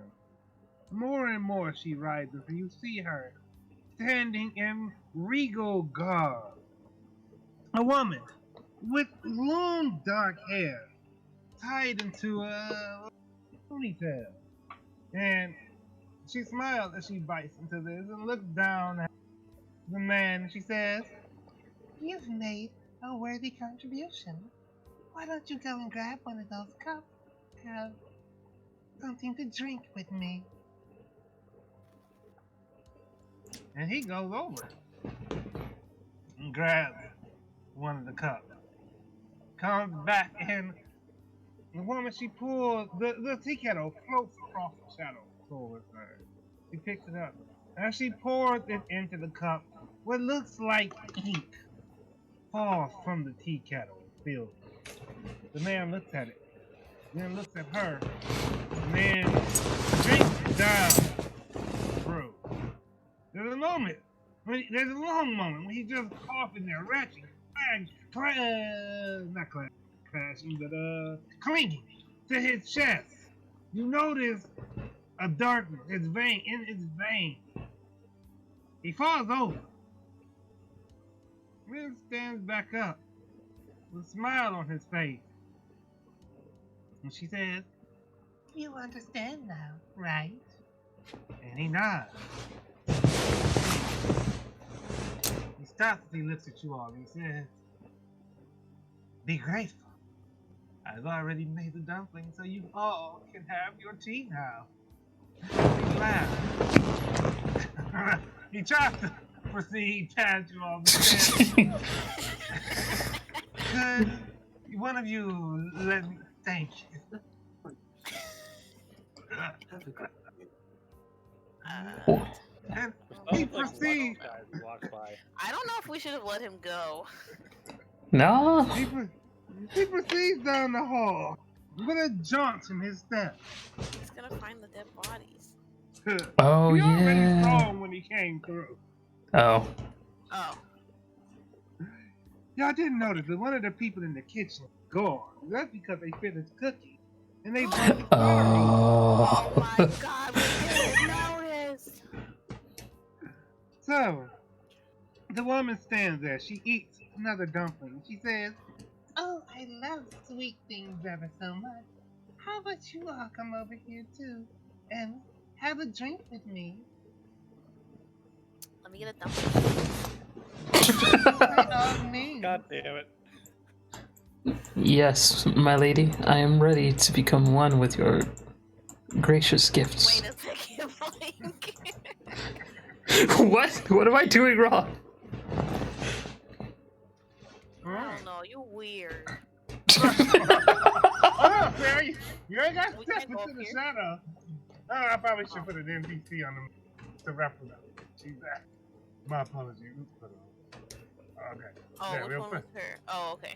Yeah, well, but this is her. She stands in the shadow, and there the shadows are a solid circle. And she looked at you all and she said, "Oh, I I remember you. How fun, how fun. And she looks at all of you and she says, oh no, you all won't do at all.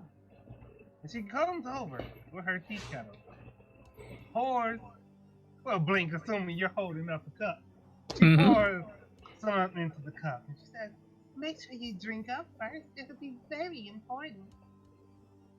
Yep. Let's all drink at the same time, guys. Except for you, Sarah. No need for you to drink. You're, Except for you, not thirsty. you're very different. This is really fun. Go ahead and. Wait, I wanted some tea though. But you already have something much better, right? Listen, you let him out, didn't you? We went Oh, now out she of our knows. way to lock the master up, and you let him out. That was an accident? Then you'll go and catch him again for us?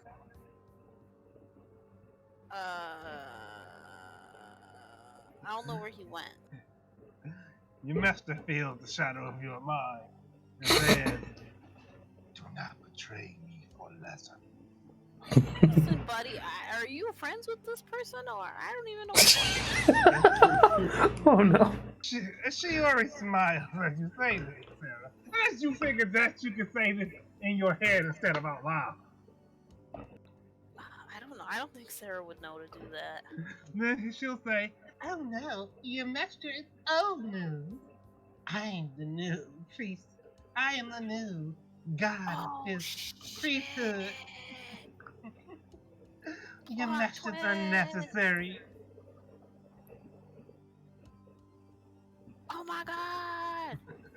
Wait, Lady so I could have gotten her powers instead of your master powers? Yes. Oh no! I mean, I think I'd rather you master. He seems like he's been around for a lot longer. But, can I drink the tea? You certainly can. Nothing's gonna happen. No. Oh. Oh. Why do you... What? Your master's like an immortal god, and this girl's trying to become god. That's pretty ambitious. I'd like to support it. So she pours you a cup, Sarah, and she says, while you might not be able to understand anymore, it'll still be fun if you drink it. We can be friends until we have to kill each other later. My dumpling, please. Of course, take one. How old is she? You look at Wow. Shiori. You look at Shiori, and she looks to you like she's in her late 20s. Okay. Just curious.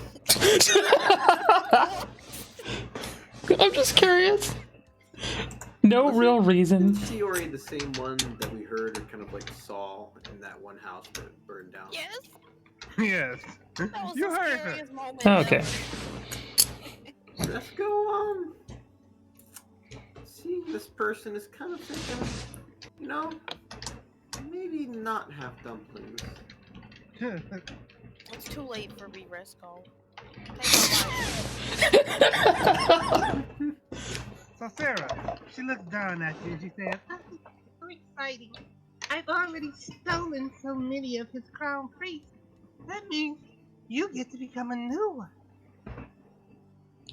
Would you happen to know what happened to someone that goes by the moniker of Joker? Joker. I think someone said that he'll probably he'll remain loyal to your master. Is he dangerous? Will he be fun? I feel like no matter how I answer that, that's dangerous. She takes your lack of an answer and says, "Oh, then I'm gonna send some dangerous people after him. Maybe Oh, he'll no. survive."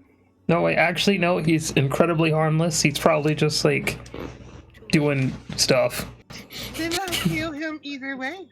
Can't God have damn it. any more unloyal priests walking around, can we? Sam, Yeah. you're the only one I accept as my enemy. What? Unless you betray your master and bring him back. Sips tea. Go ahead, Roscoe. Resco. So, Resco's working under the assumption that the antidote that they gave before was to counteract the effects of this tea. Yes. So he'll take a glass and leave it out for them and say, while we're on the topic of people of interest, how do you feel about Hakeem Jameer? Putting more targets. Well, he doesn't exist nowhere. No, he's a popular guy. You know, he's an interesting dude. If you say so, I'll believe you this time. No need to get violent after all.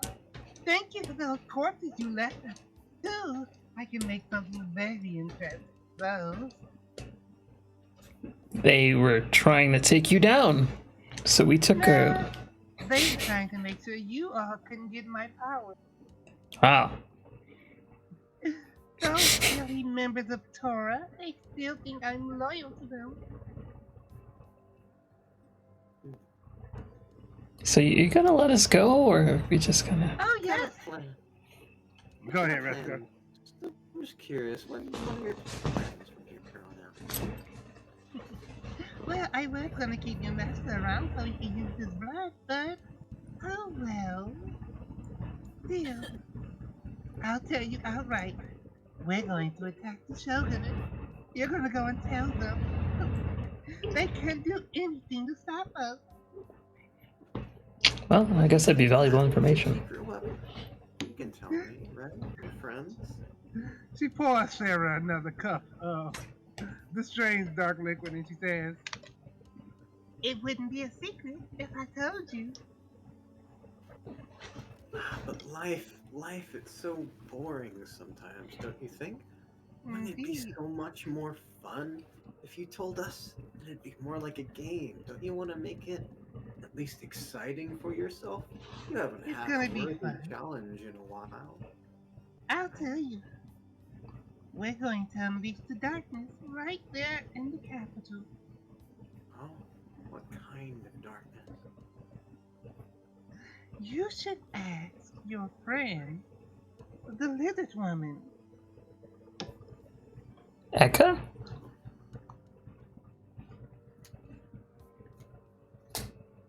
Eka? You know. she's expecting you to already know. So you know. She's still on.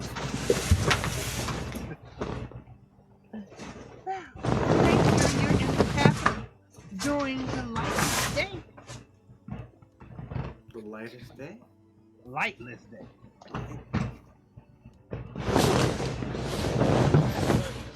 Is this distance accurate? Is this distance from where she is to like the edge of the platform, is that accurate? Yes.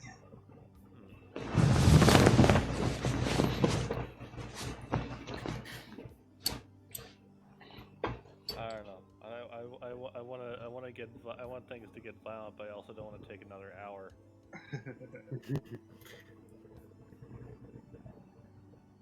Well, one more question. What powers would I have gotten, if I didn't take your master's power? You like fire, don't you, Sarah? Yeah. Imagine if you could create a web around people and just ignite them. You could wrap them up and just watch them burn. I bet you your master is going to give you something boring now. Rasat, yes? Rasat, he steps up. I've heard enough. He's going to draw his sword and take a swing. Alright, which sword are you going to swing at her with? You know, we're We're gonna try this new +2 longsword. Go ahead. Can we just leave? You could. That's also an option. But like, if we leave, then she's gonna cause the apocalypse or whatever. I don't think we can kill her. Who Our could mission possibly was say? Wasn't our mission? Oh God. Y'all mission ultimately was to find out what exactly goes on here. They understood that they were. So we got everything we need.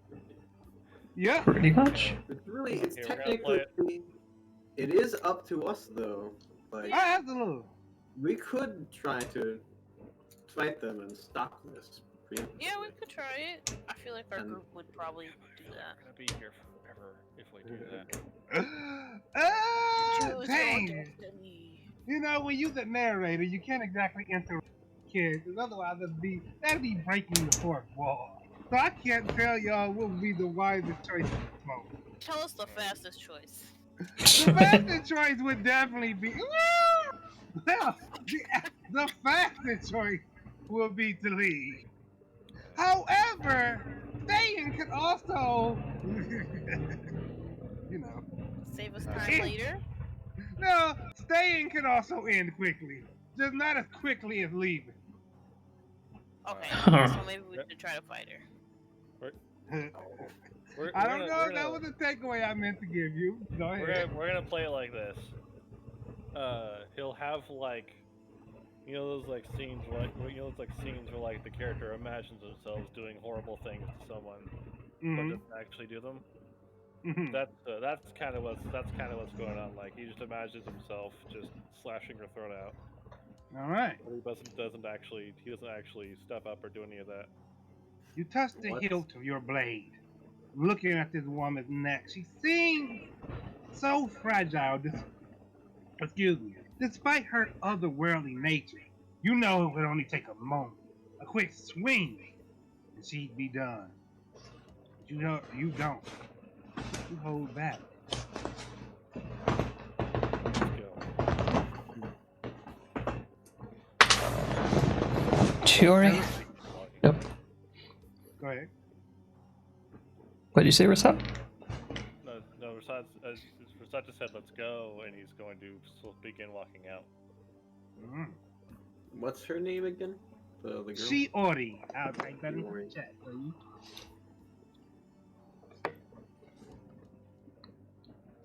No, Shiori, you wouldn't change your mind about all this, would you? Not at all.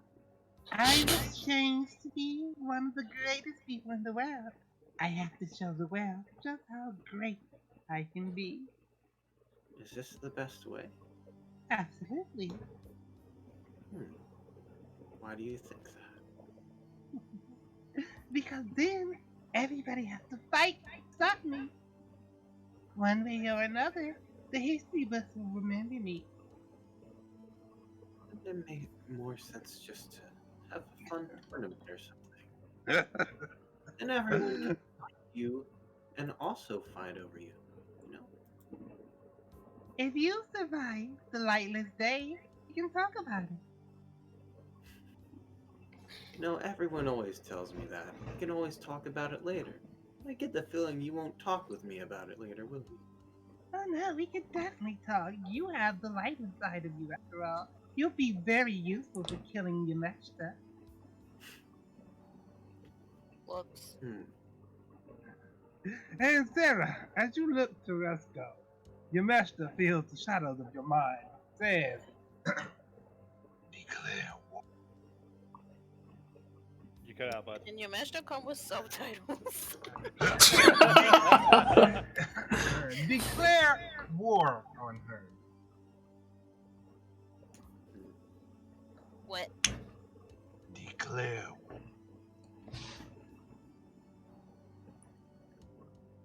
I think it's just a declare war on her. I don't want to do that. Why? What? That's Yeah. weird, your master. He didn't even introduce himself or anything, and he's just being weird. He did say, I am your master. He did say that much. It's true. It's original. He didn't even move to in and started acting like he owned the place. Like, fuck off. Hey, your stuff. Stop telling me what to do. And with that sigh, you feel him fade into the shadows of your mind. Oh my god. If Yameshita and Joker was like the weird like odd couple buddy comedy thing, this is 100% like this is 100% like Sarah's having none of this shit. I didn't want these guys' powers. I wanted the other chick's powers. I'm loving this dynamic so far. Not gonna lie. It's definitely interesting. Well, not to interrupt us too long, but yes, when y'all started this, I was expecting Sarah to make a pact with Shiori, not Yamashita. I didn't know. You never could have known, but you did Yamashita a favor and you asked her for payment. To your master, what better payment is there than sharing his power with you? I really can't have both. Well, she told you. Help her capture your master again. Isn't he technically inside me right now? He technically lives elsewhere. He has a connection to you. Imagine, if you would, a great tree with roots stretch across a world. That's basically your master. Alright, I'll figure it out later. Alright.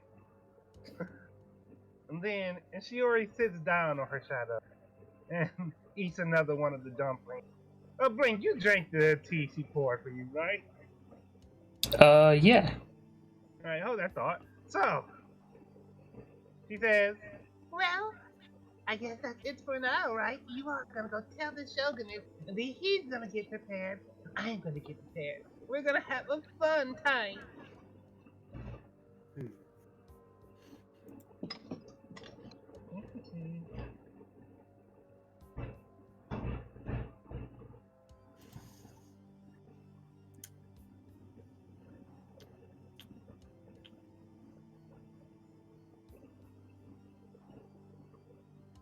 Would you say this person is a monster or a human? She is humanoid, yes.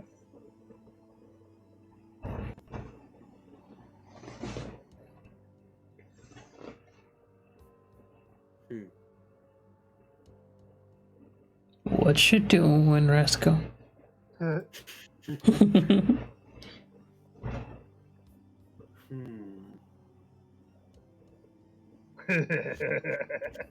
Whoa, hold on. Steal that evil laugh. It doesn't mean anything.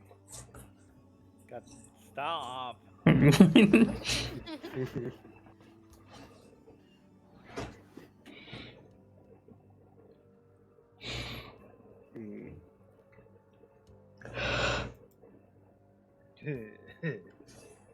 What do you know about this light inside of me? One of those things that your master would run from that used to be. They were so powerful. And then that awful man made them. Those terrors, those nightmares. That awful man. Bicycle. They're going to conquer the world and then destroy him. You think that these terrors that he created is gonna destroy Spicicle? No, but we can use it to destroy your master. What are you trying to perceive, Rascal? Or actually, I should have rolled it.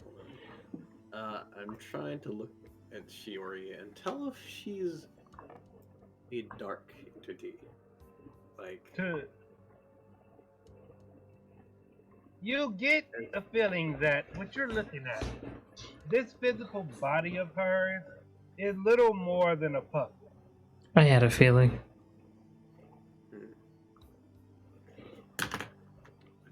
okay, so what energy am I getting from it? Like, is it the same kind of feeling of like the power that comes from Yameshita?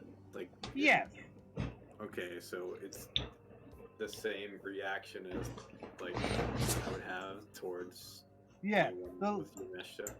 the little light inside you definitely wants to purge her from this world.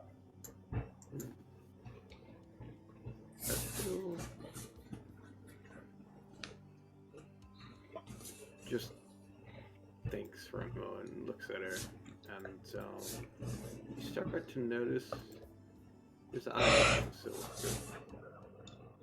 Mm-hmm. He just looks at her, thinking, pondering every instance of everything in his brain. How can I make this a better situation?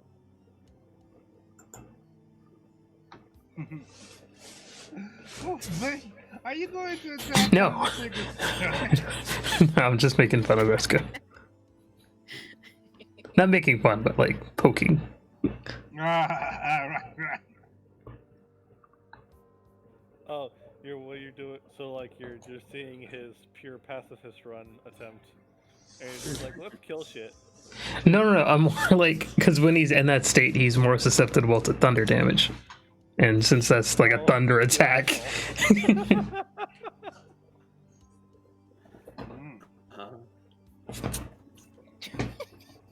As Shiori eats another dumpling, she grabs 3 more off the plate, leaving 4 behind. I'll say, Shiori, how long do you plan to play? You cut off after play, so I missed that.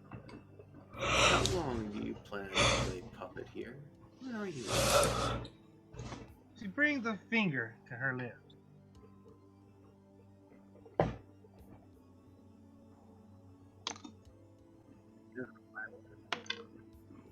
I think the pool is her.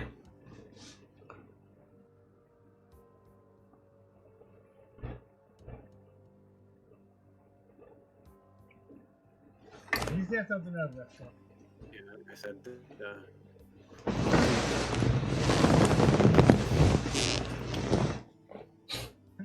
I don't trust you at all. I only trust those who are loyal to me. She swims over, and I shouted over to Sarah. She said, I look forward to when you and I can be friends. Sarah, why don't you ask her where she is? Really? I probably would have to bring her Yameshta first. She nods. In your head, your mushroom Well, says, where would she bring Yameshta to you? How would she bring him to you? bring her back to my show house where you all met a fabulous musician who introduced you all to my daughter. And in the back of your mind, Sarah, your master will reappear and say, find our flesh and we will rend it.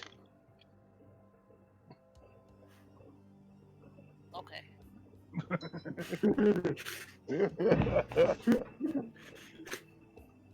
Alright. That was perfect. Okay. Oh, he's way too edgy. I seriously was not gonna pick him.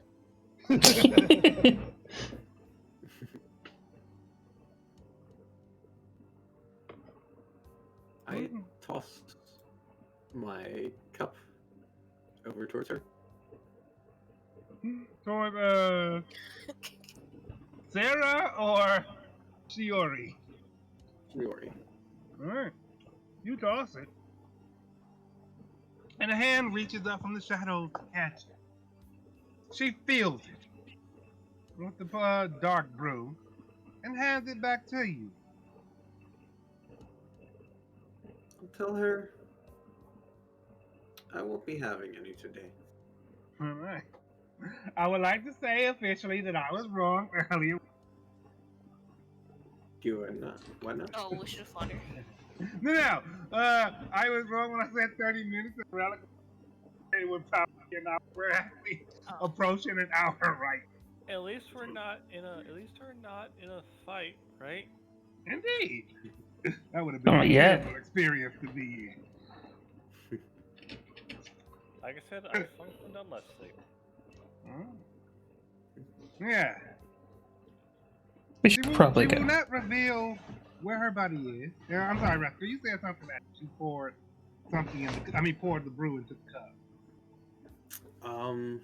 I just said, I won't be having tea today, but next time,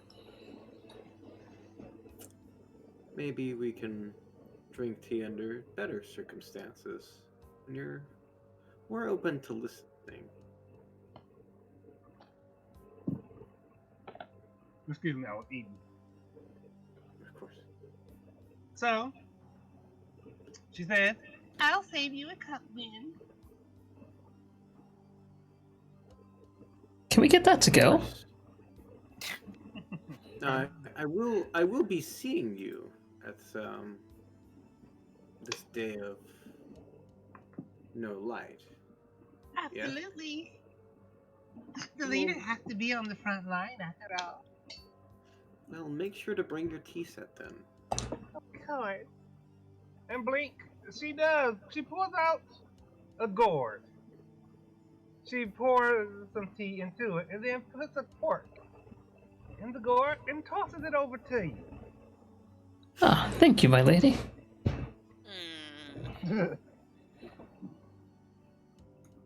I'll say, but one thing. Can I just smell this tea? You You're absolutely really can. choppy there, bud. He said, could he smell what the tea smells like? Yeah. And yes, Just- this tea smells to you very tarry. It has a very burnt rubber. Well, of course, rubber. Sorry, here. But still, it has a very burnt rubber smell to it. You're repulsed by the very notion. I'll say, and when we have tea, do you think you could get tea that is regular tea and not smelling of burnt rubber? She looks at you and she says, oh, we'll see. If you win, I'll bring normal tea. If you lose, I'll give you a chance to join me again. What is your perception of normal tea?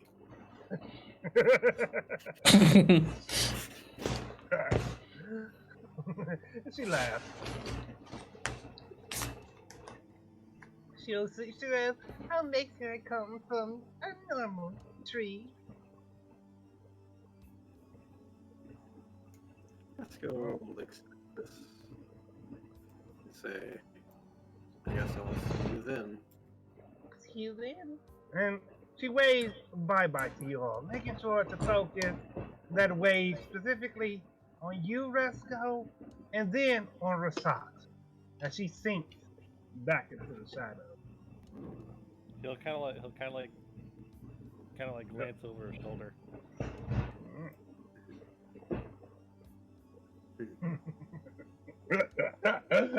Sarah Oh, having good, absolutely she none. singles me out. Sarah having absolutely nothing to do with your master. This is gonna be great. I'm gonna love this dynamic. Alright. Wanted more powers. Well, your master has powers for you. Probably lame. So, this gourd acquired. These two figures stuck to the wall with these webs of shadows sticking to the back of their head and neck. They look at you all, expecting you.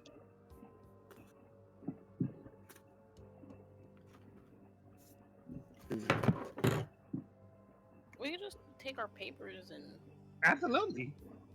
go, yeah. We don't have to answer anybody in here. Indeed. Or in here. Go, Sarah. You are the master. I think you cut off a bit there. Yeah, that might have something to do with the whisper. Go, Sarah. You are That's the how he talks. master of your own fate. Oh yeah, your master's super edgy. He just cuts in and out at will. Yeah, he would do that. It's one of his feats. He's pretty friendly with Sarah, I feel right now. He's friendly with everybody. Saying weird stuff randomly, I don't know. I could do without. I mean, he's I feel like he's going more friendly with you than he was, for example, Joker. No, he was really patient with Joker, all things considered. Narrator bias, honestly. No. Joker was an absolute idiot to your master. He was. To be fair. I'm just imagining, right? Like, I'm just imagining, like, Sarah on her phone or whatever, and Yamesh just yelling at her to, like, go do shit. She's like, well, yeah, whatever. I really bit the big one. And you gotta remember, Sarah, you freed him. You I have come. wanted to kill him, or whoever it was. This is a burden Indeed. you brought upon yourself. You have come closer to your master than any other crown priest has. You're his new favorite. It also helps that. It also helps that all of his other, well, most of his other ones have joined forces with Shiori. Okay. All Alright. Yeah, that was a dark ghost sleep. Alright. So you all, theoretically, pull out your parchment. Your individual one. Oh, I wasn't sure if that was gonna work here. Yeah, it will. I You thought it was like unfold a it. dimension or something. It actually is, but she's letting you all go. Because she wants you to go check. Yeah, she wants you to go tell the show. Right. Wait, what happened? What they were gonna do what? I got the last part. Well, Dodo said he's surprised the spell parchment works here. And I was saying that even though this is another dimension, she's letting you all go. Yeah. This is gonna all culminate in some end of season final battle. Yeah, sounds about right. You all unfold your Oh spell. yeah, I'm gonna just say this now. I don't think we should tell them that I've been in contact with you, Meshto. That's the first thing we'll see. No, I'm just kidding. I feel like it would go badly for all of us anyway. Yeah, but what if they need someone on the inside? Then maybe I'll conveniently bring it up.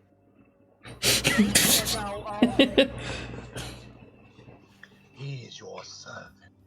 He is not allowed to play you. Wait, he's not what? Isn't that allowed to? Blink is your servant. He is not allowed to disobey you. Isn't it racist to own slaves? Not allowed. Does that mean he shouldn't, or like shot collar? Your shadow within him. Use it to subjugate him.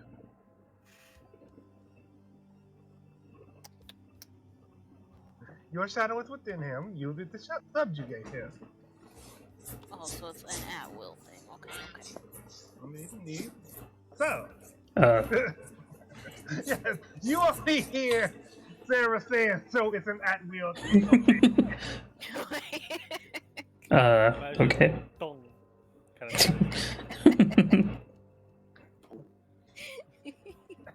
So, you all unfold your spell part, and you get that pulling sensation that you are put in and drop back in the Shogun.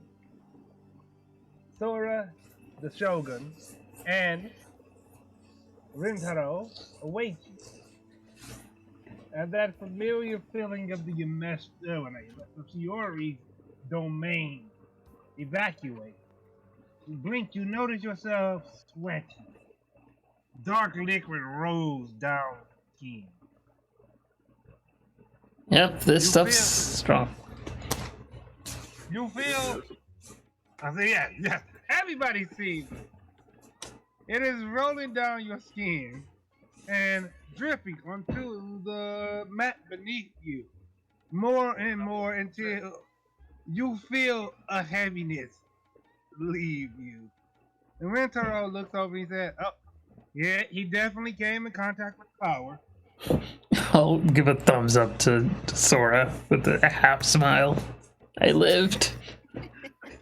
I'm proud of you, Hello, Blink. bitch. I knew that you'd come back.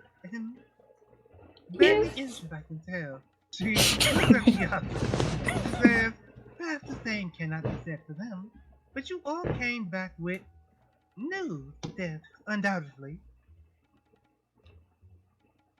You can Yeah. say that. Yeah. Gold, please. Oh, I've got a gourd of shadowy stuff on my back. I think it spilled over when I fell. She grabs it. See, it remains sealed, thanks to the cork she already put it in. Oh yeah. She looks at it and says, you did a very good thing today. Good work. Can I have another pet? She pats you and scratches behind your ears. Rasat will look on just with mild disgust. Why? Rentaro comes over, Blink, and he also pats you.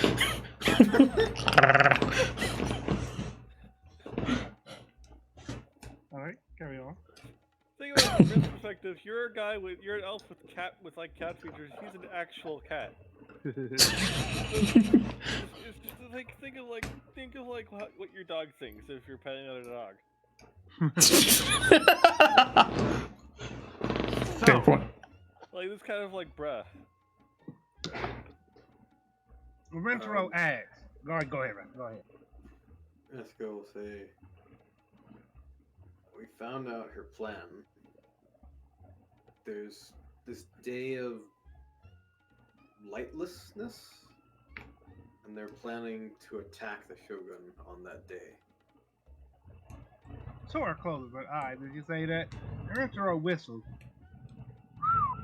Alright, that's pretty bold of them.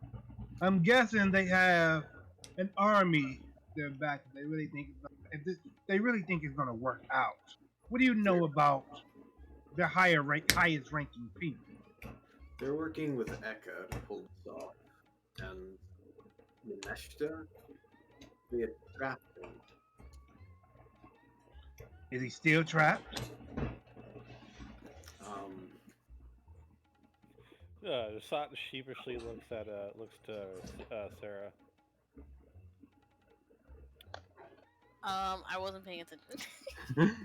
Rentaro asks if Yameshita is still trapped. Yes. I mean, I don't know because we didn't see Yameshita there. Face palm. Right? Roll a deception. Please? Oh no. Oh, come on. Rip. Rentaro looks at you, Sarah, and he says, if you got anything to hide, it'd be better to reveal it now than it being revealed later when, they fail and we persecute all of their allies. I didn't mean to click that check. Listen, buddy, killed some people and almost died, and Yameshita wasn't there, okay? So, I don't even know who Yameshita is.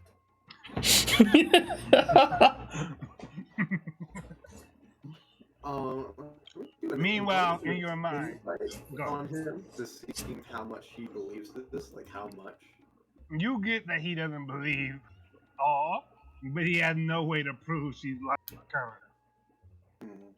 In your mind, Sarah, your master says, if he tries it, you shall take his wrecked body and burn it. Wait, what's that? You got any powers to give me? Prove your loyalty. How would I do that? How you ask that? Rentaro looks over and says, so, who are you talking to over there? I am minding my business like you should.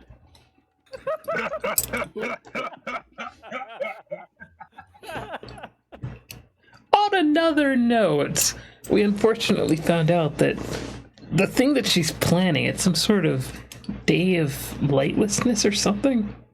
Does that ring any bells? Not at all. I mean, other than the fact that your friend just told us. Well, I'm asking, does it ring any bells?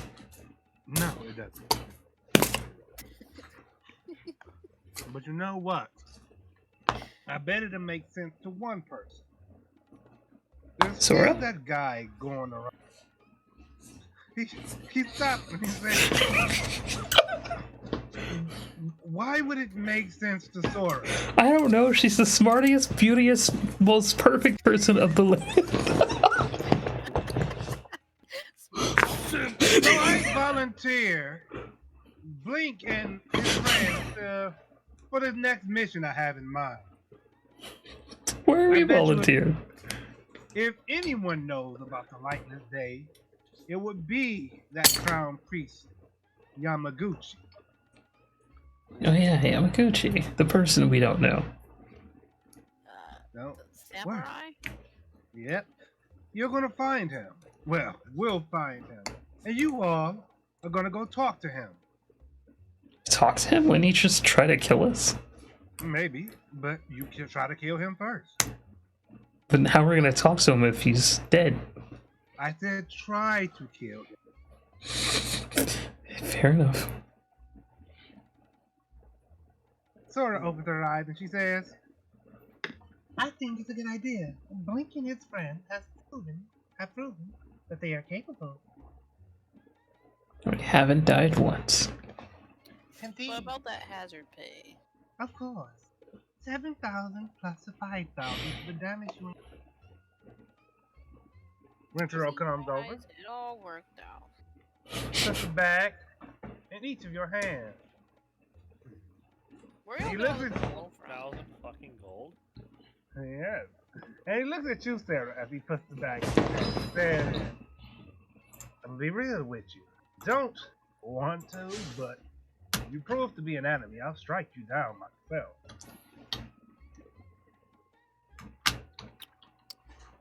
I don't have a witty comeback because I'm like busy with this Ganesh stuff. So I'm just gonna take my gold and ignore him. All right. So he leaves the gold in your hand and returns to Jessica will say, suffice to say, I like to believe we're all trying to help you. I believe it too. I just also believe have your own preoccupation. You literally hired random people from a bar. You're right. I mean, 2 of you at least were tested, but it's okay. Get it. And like I said, if there's even any problem, we'll just strike down anybody who's our. That's not how we got the money. Well, we do represent the country that acts as the eastern port of the country. So we do a lot of business. Very mercantile things come in to win for. You don't need the entire economic history of Isuba. And every time that he points at the bag you're holding, a note sticks out the top of it. He says, that's your ticket home. Thanks. Alright, Thanks, buddy. I suppose we'll see you soon. Actually, Indeed. Yamaguchi. Who is he again? He was one of the that Joker encountered during that. He's the one with the sword, right? He did Yeah. with- He He rep- answered Joker, didn't he? Okay. Didn't Joker either get like the feeling that he couldn't fight the guy, or like, you know, he had fought him and just barely got away or something? Oh yeah, it was more along the line of the guy attacked Joker, blindsided him, and told him if he gets in the way of their friends, he'd kill him. Ah, yes. Because Joker was being a bumbling fool in meetings. So it was like, well, this guy is suspicious. I see. Remember the one time Joker like did a Naruto dash across that room with the pond, and then like 7 fucking slime monsters showed up, Uh-huh. Yeah. Hmm. and everyone was just like, "Fucking really?" You idiot. 2. So, Dumbass. you all pull out the spell part. Well, Sarah, she pulls out the spell part. You gather around her and touch it as she unfolds it. You all will return to Ma's nest. Jessica will just say as he's doing this, as it's like the magic is working, have a good day. They wave to you as you all disappear and return to Ma's nest. There. As you are dropped back at her counter, she pulls the lid off of 4 platters of food. She says, "Welcome back. I kept these warm while you all were away." And she smiles. She says, "Turns out, as your courier, I get 20% of whatever you make. I got a nice 22,400 gold." Jeez. So we don't have to pay you anymore, right? No, you still have to pay me.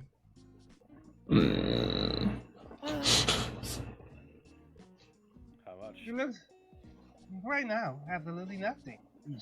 You don't have to pay me for giving you letters. Just pay me when you come over to eat and drink. And she pours you a cup of that windfall bourbon. Another shot of it, Sarah. And she says, "You look stressful, like you got a lot on your mind."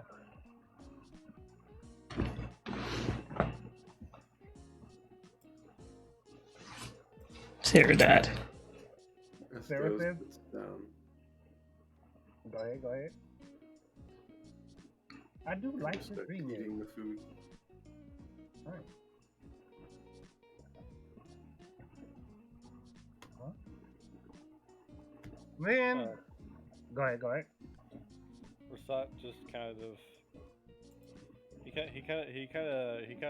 does it like a hand gesture, like the usual. Right. And she already preparing. What is that for? Let's go. Jessica wants it's for the food and like how good it tastes and what it is.